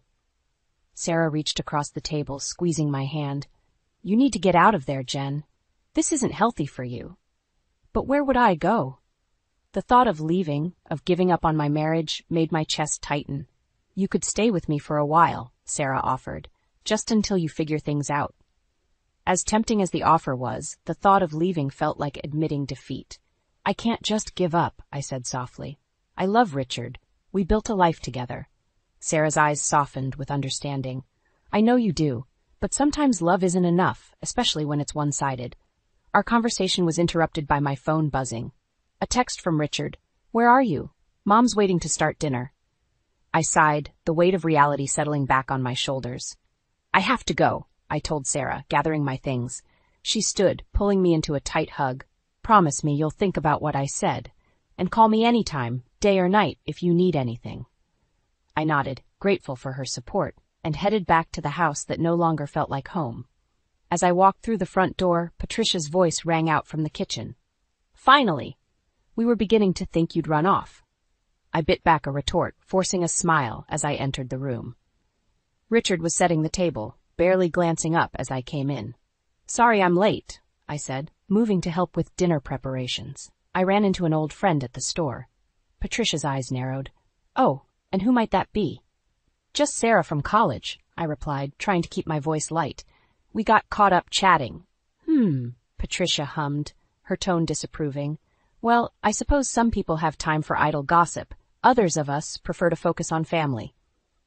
I saw Richard tense at her words, waiting for my reaction, but I was too tired to fight.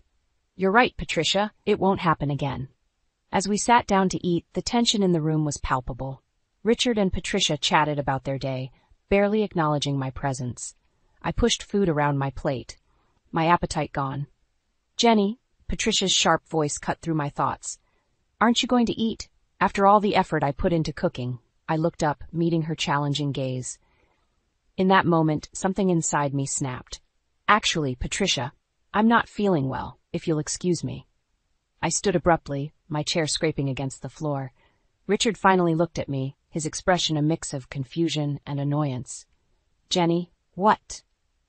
"I said I'm not feeling well," I repeated, my voice stronger now.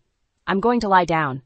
As I left the room, I heard Patricia's voice, low and insidious. "You see, Richard, this is what I've been telling you about her attitude." I paused in the hallway, my heart racing. This couldn't go on. Something had to change, and soon. As I climbed the stairs to our bedroom, Sarah's words echoed in my mind. Maybe it was time to start considering my options. Maybe it was time to fight back. The supermarket's automatic doors slid open, and I stepped out into the crisp afternoon air, my arms laden with grocery bags. These shopping trips had become my sanctuary, my brief moments of peace away from the suffocating atmosphere at home. But as I approached the house, a sense of dread settled in my stomach. Something was off. Patricia's car was in the driveway, but so was Richard's. He should have been at work. My heart raced as I fumbled with my keys, pushing open the front door. The silence that greeted me was deafening. "Richard," I called out, my voice echoing through the empty hallway. "Patricia?" As I rounded the corner into the living room, I froze. Richard and Patricia were seated on the couch, their faces grim. Between them, on the coffee table, lay a familiar-looking notebook, my journal. "Jenny," Richard's voice was cold, controlled. "We need to talk." I set the groceries down, my hands shaking. "What's going on?" Patricia spoke up, her voice dripping with false concern. "Sweetheart, we're worried about you. Your behavior lately, well, it's been concerning." "What are you talking about?" I asked, my eyes darting between them and my journal. "Why do you have my private journal?" Richard leaned forward, his face a mask of disappointment. "Jenny, Mom found this while cleaning. The things you've written, they're disturbing." My mind raced. The journal. Of course, I'd been writing down everything, every snide comment, every manipulation, every moment of gaslighting. It was my way of staying sane, of reminding myself I wasn't crazy. "You had no right to read that," I said, my voice trembling with anger and fear. Patricia's eyes widened in mock innocence. But darling, we were worried. The way you've been portraying us, twisting innocent comments into something sinister, it's not healthy. Richard nodded, his expression hardening. Jenny, you've accused my mother of emotional abuse. You've written that I'm... what was it? Blind and complicit. How could you think these things about us? I felt the walls closing in. This was it, the moment everything came crashing down. But as I looked at their faces, something inside me snapped. No more playing nice, no more being the victim. How could I think these things? I repeated, my voice growing stronger. Because they're true, Richard. Every word in that journal is true. Your mother has been manipulating and belittling me since the day we moved in, and you've been too blind to see it. Patricia gasped dramatically. Richard, do you hear how she's talking to us? This is exactly what I've been trying to tell you. She's unstable. Richard stood, his face flushed with anger. That's enough, Jenny. I won't let you talk about my mother this way. I think it's best if you leave. The words hit me like a physical blow. Leave? Richard, this is our home. You can't just... It's my mother's home, he cut me off. And clearly, you're not happy here. So please, pack your things and go. I looked from Richard to Patricia, searching for any sign of the family I thought I had, but all I saw were two strangers, united against me. With shaking hands, I grabbed my journal from the table. Fine, I'll go, but this isn't over, Richard. One day, you'll see the truth. As I turned to leave, Patricia's voice stopped me. Oh, Jenny, don't forget to leave your house key. We wouldn't want any unfortunate incidents. I yanked the key off my keyring and tossed it on the table. Without another word, I walked out, slamming the door behind me. Standing on the porch, the weight of what had just happened crashed over me. I was alone, cast out of my own home, my marriage in tatters. But as the initial shock faded, a new emotion took its place. Determination. This wasn't the end. It was just the beginning. And Patricia had no idea what she'd unleashed. With one last look at the house that was no longer my home, I pulled out my phone and dialed a familiar number. Mom? It's me. I need a place to stay. The gentle hum of my mother's sewing machine filled the spare bedroom that had become my sanctuary over the past week. I sat cross-legged on the bed, surrounded by job listings and legal papers, my laptop balanced precariously on my knees. Jenny? My mother's voice called from downstairs. There's someone here to see you. My heart leapt into my throat. Could it be Richard? Had he finally come to his senses? I rushed down the stairs, hope blooming in my chest, only to stop short at the sight of Sarah standing in the entryway. Hey, stranger, she said, her smile tinged with concern. Thought I'd check in on you. As we settled in the living room with steaming mugs of tea, I filled Sarah in on everything that had happened since our chance meeting at the supermarket. Her expression darkened with each new revelation. Jenny, this is serious, she said, setting down her mug. Have you considered legal action? I nodded, gesturing to the papers scattered on the coffee table. I've been in touch with a divorce lawyer. She thinks I have a strong case, especially with the journal as evidence. Sarah leaned forward, her eyes intense. Good, but I meant against Patricia. What she's done, it's emotional abuse. You could press charges. The thought sent a shiver down my spine. I don't know, Sarah. That seems so final. Isn't that what you want? She asked gently. To be free of her influence? Before I could respond, my phone buzzed. A text from Richard. We need to talk. Can you meet me at the cafe near Mom's house tomorrow at 2? My hands shook as I showed Sarah the message. What do you think? Should I go? She frowned, considering. It could be a trap. Patricia might have put him up to this. Or it could be my chance to make him see the truth, I countered, hope flaring in my chest. Sarah sighed, squeezing my hand. Just be careful, okay? And call me the second you're done. The next day, I arrived at the cafe 15 minutes early, my nerves on edge. As I sipped my latte, I rehearsed what I wanted to say, how I would make Richard understand. At exactly 2 p.m., the bell above the door chimed. I looked up, my heart pounding, to see Richard walk in. But he wasn't alone. Patricia trailed behind him, her face a mask of concern. My stomach dropped. What is she doing here? I demanded as they approached my table. Richard at least had the decency to look uncomfortable. Jenny, please. Mom's worried about you. We both are. Patricia nodded, her eyes brimming with fake tears. Sweetheart, we just want to help. This behavior, these accusations, it's not like you. I felt the walls closing in, my carefully prepared speech crumbling to dust. This is exactly what I'm talking about, Richard. Can't you see what she's doing? He shook his head, frustration etched on his face. All I see is my wife pushing away the people who love her. Jenny, please, come home. We can work this out. For a moment, I wavered. The thought of going home, of things going back to normal, was tempting, but then I caught sight of the triumphant gleam in Patricia's eyes, and my resolve hardened. No, I said, my voice stronger than I felt. I won't come back to that toxic environment. Richard, I love you, but I can't live like that anymore. Patricia's mask slipped, her voice turning cold. You ungrateful little... That's enough, Mom, Richard interrupted, looking torn. He turned to me, his eyes pleading. Jenny, please, don't do this. I stood, gathering my things. I'm sorry, Richard, but I've made my decision. You'll be hearing from my lawyer. As I walked out of the cafe, I heard Patricia's voice behind me. You'll regret this, Jenny. No one leaves this family without consequences. Her words sent a chill down my spine, but I kept walking. With each step I felt stronger, more determined. This wasn't the end, it was a new beginning. Back at my mother's house, I pulled out my phone and dialed my lawyer's number. It's Jenny, I said when she answered. I'm ready to move forward with everything, all of it. As I hung up, I caught sight of my reflection in the window.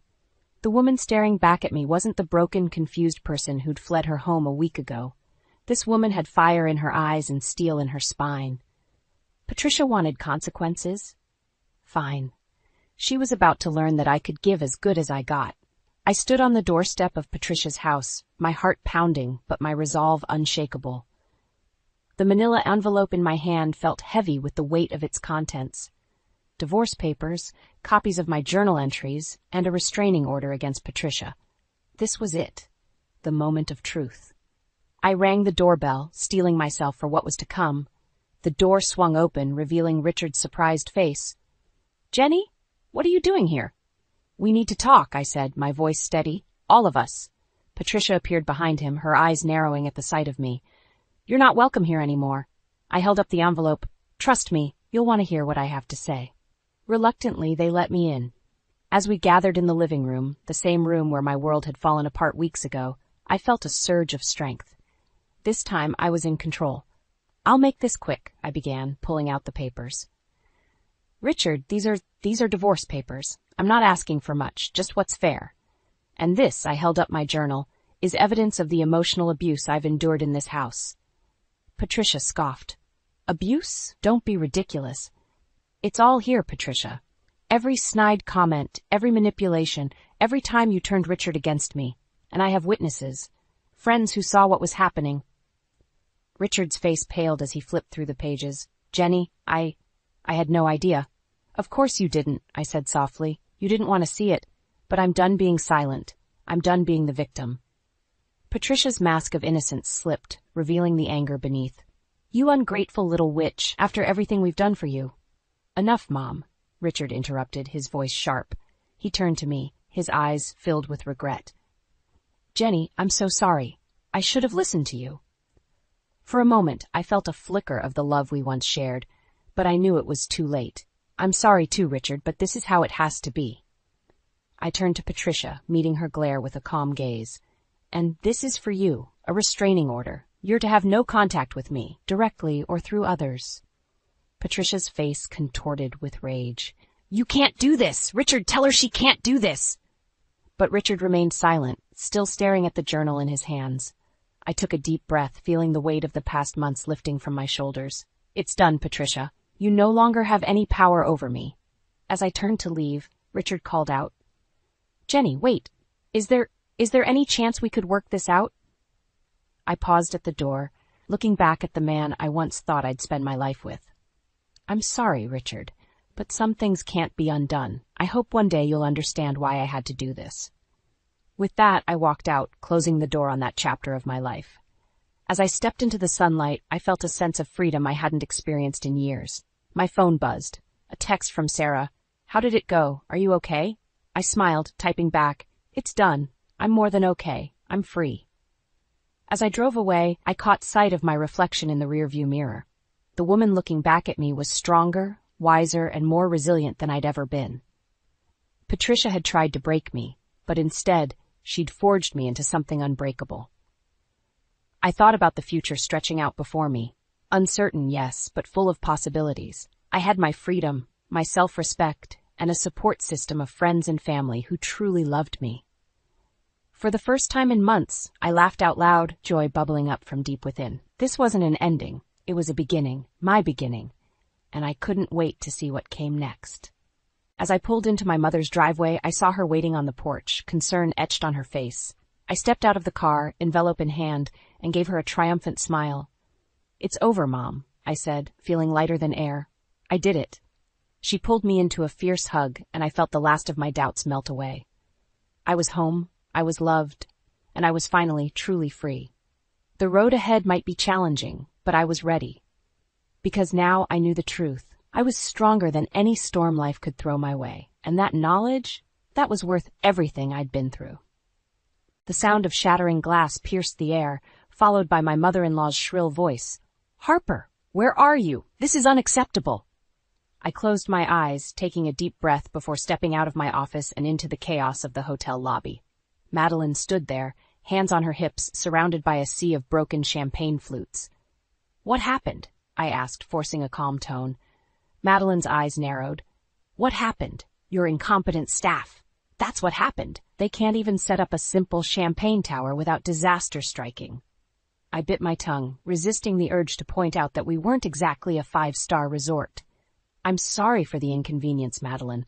We'll clean this up right away." "See that you do," she sniffed. "And make sure it's perfect for my book club meeting this afternoon. I won't have my friends thinking my son married into some second-rate establishment." As if on cue, Paul appeared, looking flustered. "Mom, what's going on? Harper, are you okay?" I plastered on a smile. "Everything's fine, honey. Just a little accident." Madeline scoffed. "Accident? More like gross negligence. Paul, darling, you really need to have a word with your wife about how she's running this place." Paul's face reddened. "Mom, please. Harper's doing her best. We all are, especially with everything that's been going on." I felt a twinge of gratitude, quickly overshadowed by Madeline's next words. "Oh, yes, I'm sure it's been difficult," she said, her voice dripping with false sympathy. "What with Harper's condition and all?" The room went silent. I felt the blood drain from my face as Paul turned to me, confusion etched across his features.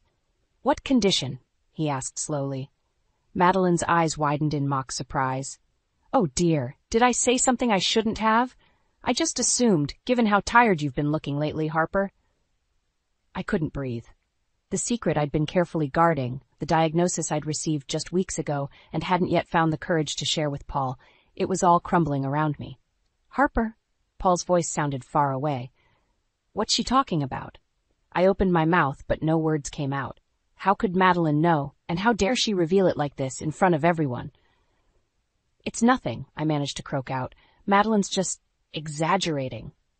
But the damage was done. I could see the hurt in Paul's eyes, the betrayal. Madeline clucked her tongue. Now, dear, there's no need to lie. We're all family here. Paul deserves to know if his wife is—" "That's enough." The booming voice cut through the tension like a knife. We all turned to see Victor, Madeline's husband, striding into the lobby. "Madeline, that's quite enough," he repeated, his tone brooking no argument. "This is neither the time nor the place for such discussions." Madeline had the grace to look chastened, but the triumphant glint in her eye told me this was far from over. Victor turned to me, his expression softening. "Harper, I apologize for my wife's behavior. Perhaps we should all take a moment to cool down." I nodded numbly, grateful for the intervention, but knowing it was too late. The cat was out of the bag, and I'd have to face the consequences. As the group dispersed, Paul caught my arm. "We need to talk," he said quietly. "Now." I swallowed hard, following him to a quiet corner of the lobby. The shards of broken glass crunched under our feet, a fitting metaphor for the mess my life had suddenly become. As I prepared to face my husband's questions and Madeline's smug satisfaction, one thought echoed in my mind. This ends now. No more playing nice, no more letting Madeline walk all over me.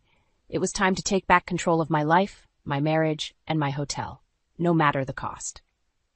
I stared at the spreadsheet on my computer screen, the numbers blurring together as I tried to make sense of our financial situation. The pandemic had hit us hard, and Madeline's recent antics weren't helping. A soft knock on my office door pulled me from my thoughts. "Harper?" Paul's voice was hesitant. "Can we talk?" I sighed, bracing myself. "Come in." He entered, closing the door behind him. The air between us felt thick with unspoken words and lingering hurt. "I'm sorry about yesterday," he began. "My mother, she had no right to reveal your condition like that." I met his gaze, steeling myself. "No, she didn't. But Paul, I'm sorry too. I should have told you sooner." He nodded, sinking into the chair across from me. "How bad is it?" I swallowed hard. "It's treatable, but it's going to be a long road." Paul reached across the desk, taking my hand. "We'll face it together, I promise." Just then my phone buzzed. I glanced at the screen and groaned. "It's the health department. They're coming for a surprise inspection tomorrow." Paul's eyes widened. "Tomorrow? But we're not ready. Half the staff is out sick, and with the new regulations—" "I know," I cut him off. "But we don't have a choice. We have to make this work. Paul, if we fail this inspection, we're done." He ran a hand through his hair, frustration evident. "What do you need me to do?" I stood up, my mind already racing. "Call your parents. We need all hands on deck." Paul hesitated. "Are you sure that's a good idea?" "After yesterday, we don't have a choice," I repeated. "Your mother might drive me crazy, but she knows how to put on a show. We need that right now." He nodded, pulling out his phone. As he dialed, I headed out to rally the remaining staff. We had less than 24 hours to turn this place around.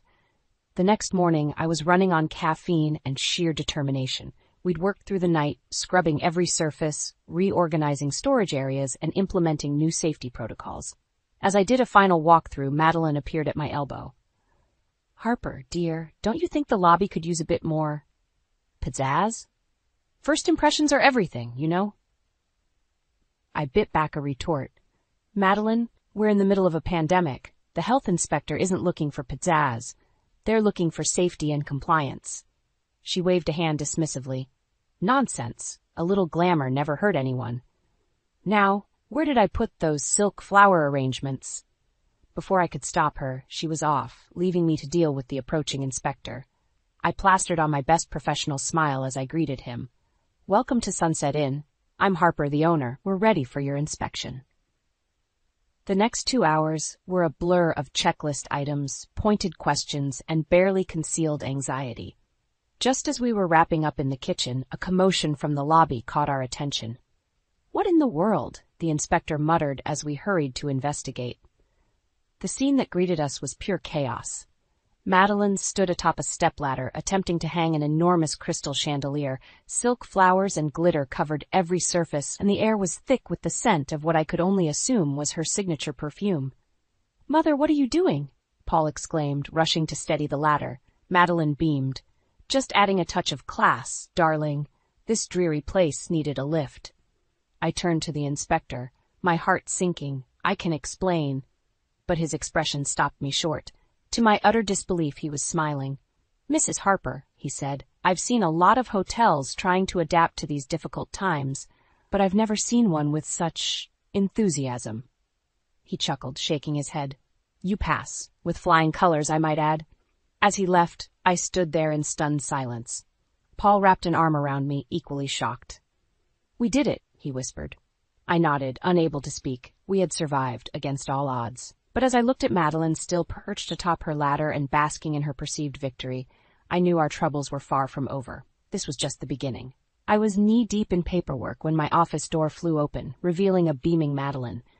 My stomach dropped, recognizing the look of self-satisfaction on her face. "Harper, darling, I have the most wonderful news." I braced myself. "What is it, Madeline?" She clasped her hands together, practically vibrating with excitement. "I've invited the ladies from my social club to stay at the hotel next weekend. Isn't that marvelous?" My pen clattered to the desk. "You did what?" "Oh, don't look so shocked," she waved dismissively. "It's perfect timing. The hotel could use the business, and my friends are dying for a getaway." I took a deep breath, trying to keep my voice level. "Madeline, we can't just—" "Nonsense. It's all arranged. 10 rooms, full service, the works. They're so looking forward to it." Before I could protest further, Paul appeared in the doorway. What's going on? Madeline turned to her son, beaming. Paul, darling, I was just telling Harper about the wonderful favor I've done for the hotel. My social club will be here next weekend. Paul's eyes widened, darting between his mother and me. Mom, that's a big decision. Did you discuss this with Harper first? Of course not, I muttered under my breath. Madeline's smile faltered slightly. Well, I assumed it would be fine. We're family, after all. I stood up, my patience wearing thin. Madeline, we can't just host a large group without proper planning. We have protocols in place, staffing issues to consider. Oh, pish-posh, she interrupted. I'm sure you can handle it. Besides, these ladies are used to the very best. It'll be good for the hotel's reputation. I felt a headache coming on. Our reputation is fine. What we need is to follow safety guidelines and... Safety, Madeline sighed dramatically. You're always so focused on the negatives, Harper. This is an opportunity. Paul stepped between us, sensing the rising tension. Look, why don't we all take a moment to discuss this calmly? Mom, Harper's right that we need to consider the logistics. Madeline's eyes narrowed. I see. So you're taking her side now? It's not about sides, I interjected. It's about running a business responsibly. A business that wouldn't even exist without our family's support, Madeline shot back. The room fell silent. Paul looked stricken, while I felt as if I'd been slapped. Mom, Paul said quietly, that's not fair. Madeline had the grace to look slightly abashed, but she didn't back down. I'm sorry, but it's true, and now I'm trying to help, and all I get is resistance. I closed my eyes, counting to 10 silently. When I opened them, I forced a tight smile. Fine, the social club can come. Both Madeline and Paul looked surprised. Really? They said in unison. I nodded, my mind already racing. Yes, but on one condition. Madeline raised an eyebrow. And what's that? You help, I said firmly. Not just with planning, but with the actual work. If you want to host this event, you'll be part of the staff for the weekend. Paul's jaw dropped. Madeline looked as if I'd suggested she scrub toilets with a toothbrush. That's absurd, she sputtered. I'm a guest here, not an employee. I stood my ground. Those are my terms. Take it or leave it. Madeline's eyes darted to Paul, clearly expecting him to intervene. But to my surprise, he stayed silent, watching the exchange with a mix of apprehension and... was that admiration? After a long moment, Madeline straightened her shoulders. Fine, she said coolly. If that's what it takes to show you how things should be done around here, I accept. As she swept out of the room, Paul turned to me with a look of disbelief. Harper, are you sure about this? I sank back into my chair, suddenly exhausted. No, I admitted, but something has to change, Paul. And if this is what it takes to make your mother understand what we deal with every day, then so be it. Little did I know, I had just set in motion a chain of events that would change everything, for better or worse. I paced our bedroom, my frustration reaching a boiling point. Paul sat on the edge of the bed, his head in his hands. I can't take it anymore, Paul, I said, my voice trembling. Your mother is destroying everything we've worked for. He looked up, his eyes weary. Harper, I know she can be difficult, but... Difficult, I laughed bitterly. She's a nightmare. She's undermining my authority, spending money we don't have, and now this ridiculous social club weekend? It's too much. Paul stood, reaching for me. I'll talk to her, I promise. We'll figure this out. I stepped back, shaking my head. That's not enough anymore. You've been saying that for years, and nothing changes. I need you to stand up to her, Paul. Really stand up to her. His face fell. She's my mother, Harper. What do you expect me to do? I expect you to support your wife, I snapped. To put our marriage, our business first, but you never do. You always cave to her demands. Paul's expression hardened. That's not fair. I'm trying to balance everyone's needs here. Well, you're failing, I said, the words tumbling out before I could stop them, and I'm not sure how much longer I can do this. The silence that followed was deafening. Paul stared at me, shock and hurt etched across his face.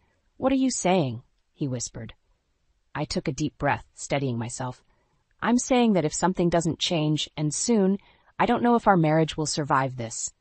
Paul stumbled back as if I'd struck him. Harper, you can't mean that. We've been through so much together.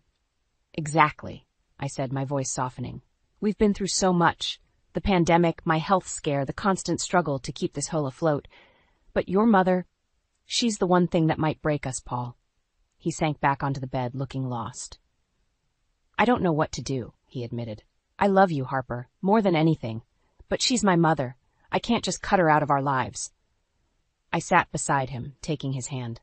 I'm not asking you to cut her out. I'm asking you to set boundaries, to make it clear that our marriage, our business, comes first. Paul nodded slowly. You're right. I know you're right. It's hard. I know, I said softly, but we can't go on like this. Something has to give. Just then a commotion from downstairs caught our attention. We exchanged a glance before hurrying to investigate. We found Madeline in the lobby, surrounded by a group of well-dressed women. My heart sank as I realized her social club had arrived early. Oh, there you are, Madeline trilled, waving us over. Ladies, this is my son Paul and his wife Harper. They'll be taking care of us this weekend. I plastered on a smile, even as panic rose in my chest. We weren't prepared for this. Not yet. One of the women stepped forward, eyeing me critically. Madeline tells us you run this charming little hotel. How quaint. I felt Paul stiffen beside me, but before he could speak, I jumped in. We're so pleased to have you all here. If you'll just give us a moment, we'll get everything sorted for your stay. As I turned to Paul, ready to start damage control, I caught sight of Madeline's smug expression. She'd planned this, I realized. She'd brought them early on purpose, to catch us off guard. In that moment, something inside me snapped. I was done playing nice, done trying to accommodate her impossible demands. I met Paul's gaze, my decision made.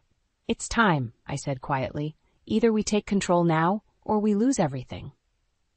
Paul hesitated for a split second, then nodded. You're right, he said, squeezing my hand.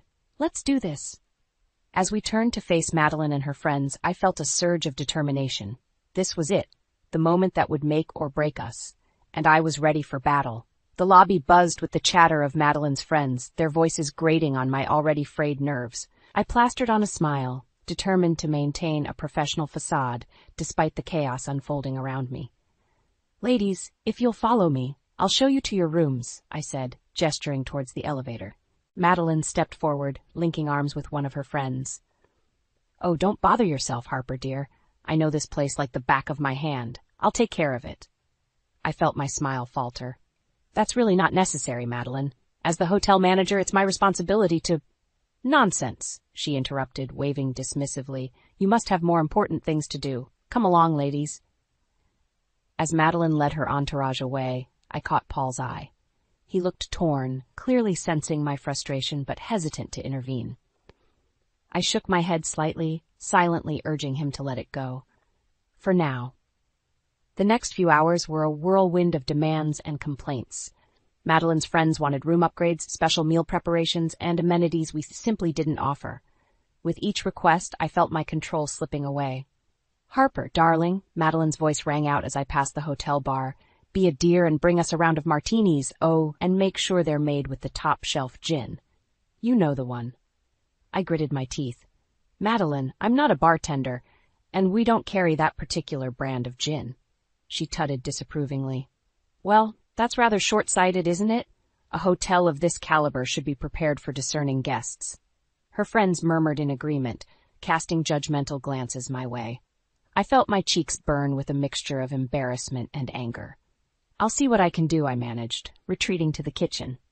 As I leaned against the cool stainless steel counter, trying to regain my composure, I overheard Madeline's voice drifting in from the dining room. Really, it's a shame. Paul could have done so much better. The girl simply doesn't understand how to run a proper establishment. If only he'd listened to me and married Caroline instead. Her family owns that lovely chain of luxury resorts, you know. My blood ran cold. I'd always suspected Madeline disapproved of me, but to hear her speak so callously about our marriage, it was devastating. Just then, Paul entered the kitchen, his expression concerned. Harper, are you okay? You look pale. I opened my mouth to respond, but the words caught in my throat. How could I tell him what I'd just heard? Would he even believe me? Before I could decide, a commotion erupted from the dining room. We rushed out to find one of Madeline's friends standing on a chair, shrieking and pointing at the floor. A mouse! I saw a mouse! She wailed. Madeline turned to me, her eyes flashing with triumph. Well, Harper, what do you have to say for yourself? This is absolutely unacceptable. I felt all eyes on me, waiting for my response. In that moment, something inside me snapped. I was done playing nice, done trying to please everyone at the expense of my own dignity and sanity. "You're right, Madeline," I said, my voice steady despite the anger coursing through me. "This is unacceptable, but not because of a mouse that may or may not exist. It's unacceptable because you've turned what should have been a pleasant weekend into a nightmare for everyone involved." Gasps echoed around the room. Paul stepped forward, placing a hand on my arm. "Harper, maybe we should." I shook him off gently. "No, Paul, it's time for some hard truths." I turned back to Madeline and her stunned friends. "This hotel may not meet your exacting standards, but it's our home and our livelihood, and from this moment on, things are going to change." As I stood there, heart pounding, I realized I'd reached a point of no return. The next few minutes would determine the future of not just the hotel, but my marriage and family as well. And I was ready to fight for all of it. The morning of checkout arrived, and I steeled myself for the confrontation I knew was coming. I'd spent the night poring over the hotel's finances, tallying up every extravagant expense Madeline and her friends had racked up. The final number made my stomach churn. As I approached the front desk, I saw Madeline holding court with her friends, all of them laughing and chatting as if they didn't have a care in the world. Paul stood off to the side, his expression a mix of concern and resignation. "Ladies," I said, forcing a smile, "I hope you enjoyed your stay. If you're ready to check out, I have your bills prepared." Madeline waved her hand dismissively. "Oh, Harper dear, don't be silly. You know we won't be paying for this little getaway. It's family after all." I took a deep breath, my hands shaking slightly as I held out the itemized bill. "I'm sorry, Madeline, but that's not how this works. The hotel is a business, not a charity. Here's the total for your stay." Her eyes widened as she glanced at the number. "This is outrageous. I won't pay a cent of this ridiculous amount." "Madeline," I said, my voice firm, "you and your friends consumed thousands of dollars worth of food, drink, and services. We can't afford to comp all of that, especially not in this economy." She turned to Paul, her face flushing with anger. "Paul, darling, control your wife. This is unacceptable behavior." I felt a surge of relief as Paul stepped forward, placing a hand on my shoulder. "No, Mom. Harper's right. You need to pay for what you've used." Madeline's jaw dropped. "I can't believe this. After everything I've done for you both, for this hotel." "What exactly have you done, Madeline?" I interrupted, my patience finally snapping. "Besides criticize, undermine, and take advantage of our hospitality?" The lobby fell silent, all eyes on us. Madeline's friends shifted uncomfortably, clearly unsure whether to intervene. "How dare you?" Madeline hissed. "I've supported this hotel from the beginning. I've brought in high-profile guests. You've brought in your friends, who expect everything for free," I countered. "You've spread rumors about our service, you've insulted our staff, and worst of all, you've tried to drive a wedge between Paul and me at every opportunity." Paul's grip on my shoulder tightened. "Is this true, Mom?" Madeline's face paled. "Of course not. I would never." "I heard you," I said quietly, "in the dining room, talking about how Paul should have married someone else, someone from a proper family." The hurt in Paul's eyes was almost unbearable. "Mom, how could you?" Madeline looked frantically between us, her carefully constructed facade crumbling. I only want what's best for you, darling. This hotel, this life, it's beneath you." "That's enough," Paul said, his voice hard. "You need to leave, Mom, and you need to pay your bill." For a moment, I thought Madeline might actually comply, but then her eyes narrowed, a cold smile spreading across her face. "Fine. You want to play hardball? Let's play. I'll pay the bill, every last cent. And then I'll call in the loan I gave you to start this place."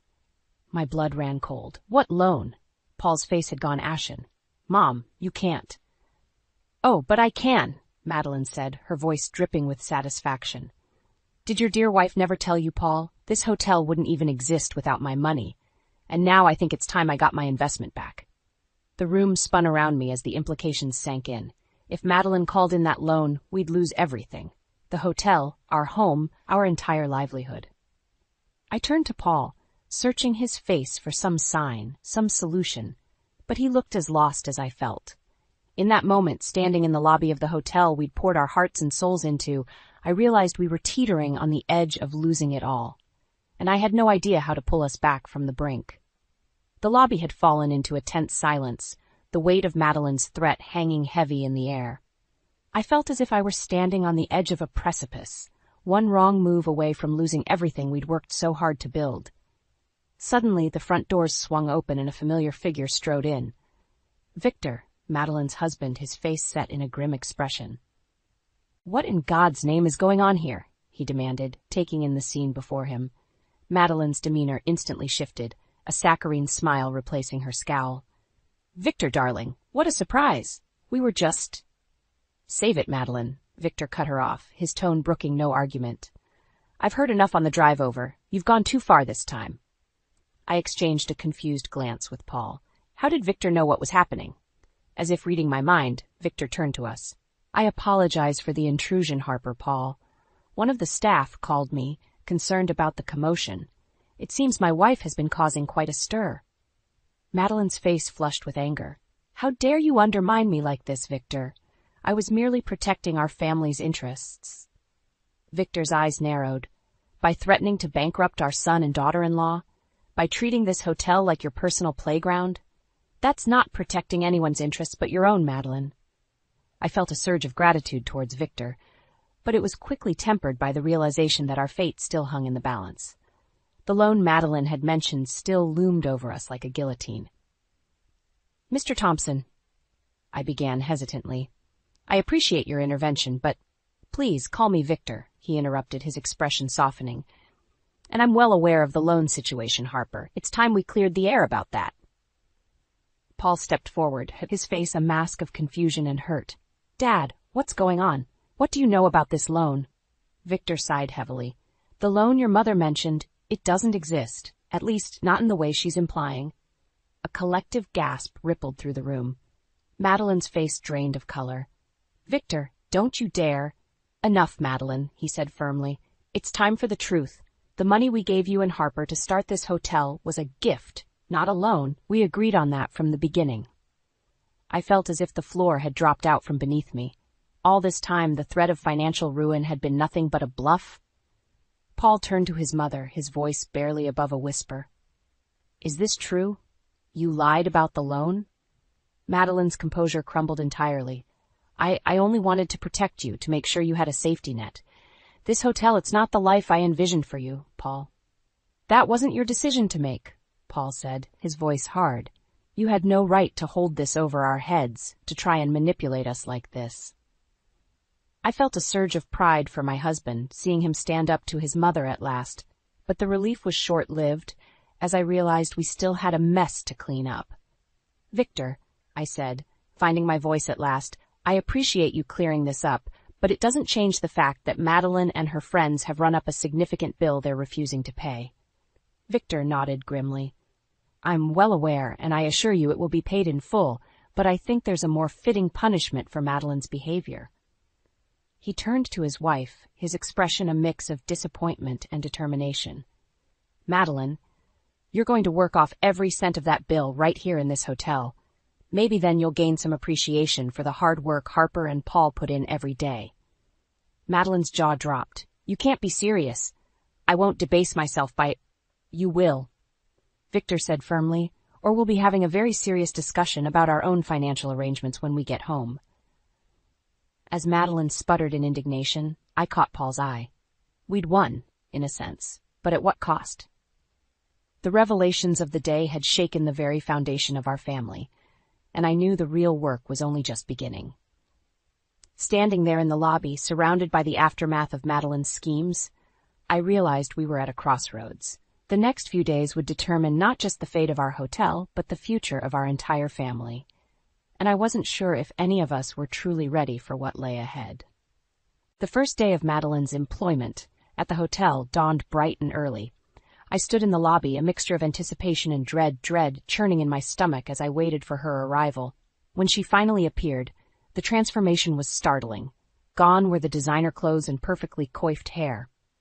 Instead, Madeline wore the standard hotel uniform, her face bare of makeup, and her expression a mixture of defiance and resignation. "Well," she said stiffly, "where do you want me?" I took a deep breath, steeling myself. Let's start with housekeeping. We have a full house today, and the rooms need to be turned over quickly. As I led her through the daily routine, I couldn't help but feel a twinge of satisfaction at Madeline's obvious discomfort. But as the days wore on, something unexpected began to happen. Slowly, almost imperceptibly at first, Madeline's attitude started to shift. The complaints became less frequent, replaced by a quiet determination. I caught her studying the other staff, asking questions, even offering suggestions for improvements. One evening, about a week into her sentence, I found Madeline in the kitchen, long after her shift had ended. She was hunched over a pile of invoices, a look of concentration on her face. "Madeline?" I asked, surprised. "What are you doing?" She looked up, a hint of embarrassment in her eyes. I noticed some discrepancies in our supply orders. I think we might be able to cut costs if we switch vendors for certain items." I was stunned. "You've been looking into our finances?" Madeline nodded, suddenly looking uncertain. "I hope I haven't overstepped. It's just, I had no idea how much went into running this place, the attention to detail, the constant problem solving. It's impressive." For a moment, I didn't know how to respond. This was a side of Madeline I'd never seen before. "Thank you," I finally managed. "I'd love to hear your ideas." As we pored over the numbers together, I felt a shift in the air between us. For the first time, we weren't adversaries. We were partners, working towards a common goal. The next few weeks flew by in a whirlwind of activity. Madeline threw herself into her work with a passion that surprised us all. She charmed guests, streamlined operations, and even managed to bring in some of her high society connections as paying customers. On the final day of her employment, I found Madeline in the lobby, staring out at the sunset. She turned as I approached, and I was struck by the change in her. She looked softer somehow, more grounded. "Harper," she said, her voice thick with emotion, "I owe you an apology. Many apologies, actually." I shook my head. "Madeline, you don't have to." "Yes, I do," she interrupted. "I've been horrible to you, to Paul, to everyone here. I was so caught up in my own ideas of success and status that I couldn't see what was right in front of me. This hotel, it's not just a business, it's a home, a family, and I'm ashamed that it took me this long to realize that." Tears pricked at my eyes as I listened to her words. "Thank you, Madeline. That means more than you know." She reached out, taking my hands in hers. "I know I have a lot to make up for, but if you'll let me, I'd like to be a part of this family. Really be a part of it, not just in name." At that moment, Paul appeared in the doorway, his eyes widening at the scene before him. I beckoned him over, and as he joined us, I felt a sense of completion I'd never experienced before. "I think," I said, looking between Madeline and Paul, "that we're all ready for a fresh start." As we stood there, the three of us linked by touch and newfound understanding, I realized that sometimes the greatest victories come not from defeating our enemies, but from transforming them into allies. Madeline's punishment had become a gift, not just for her, but for all of us. The hotel hummed with life around us, a testament to the hard work and love we'd poured into it. And as I looked towards the future, I knew that whatever challenges lay ahead, we would face them together as a family.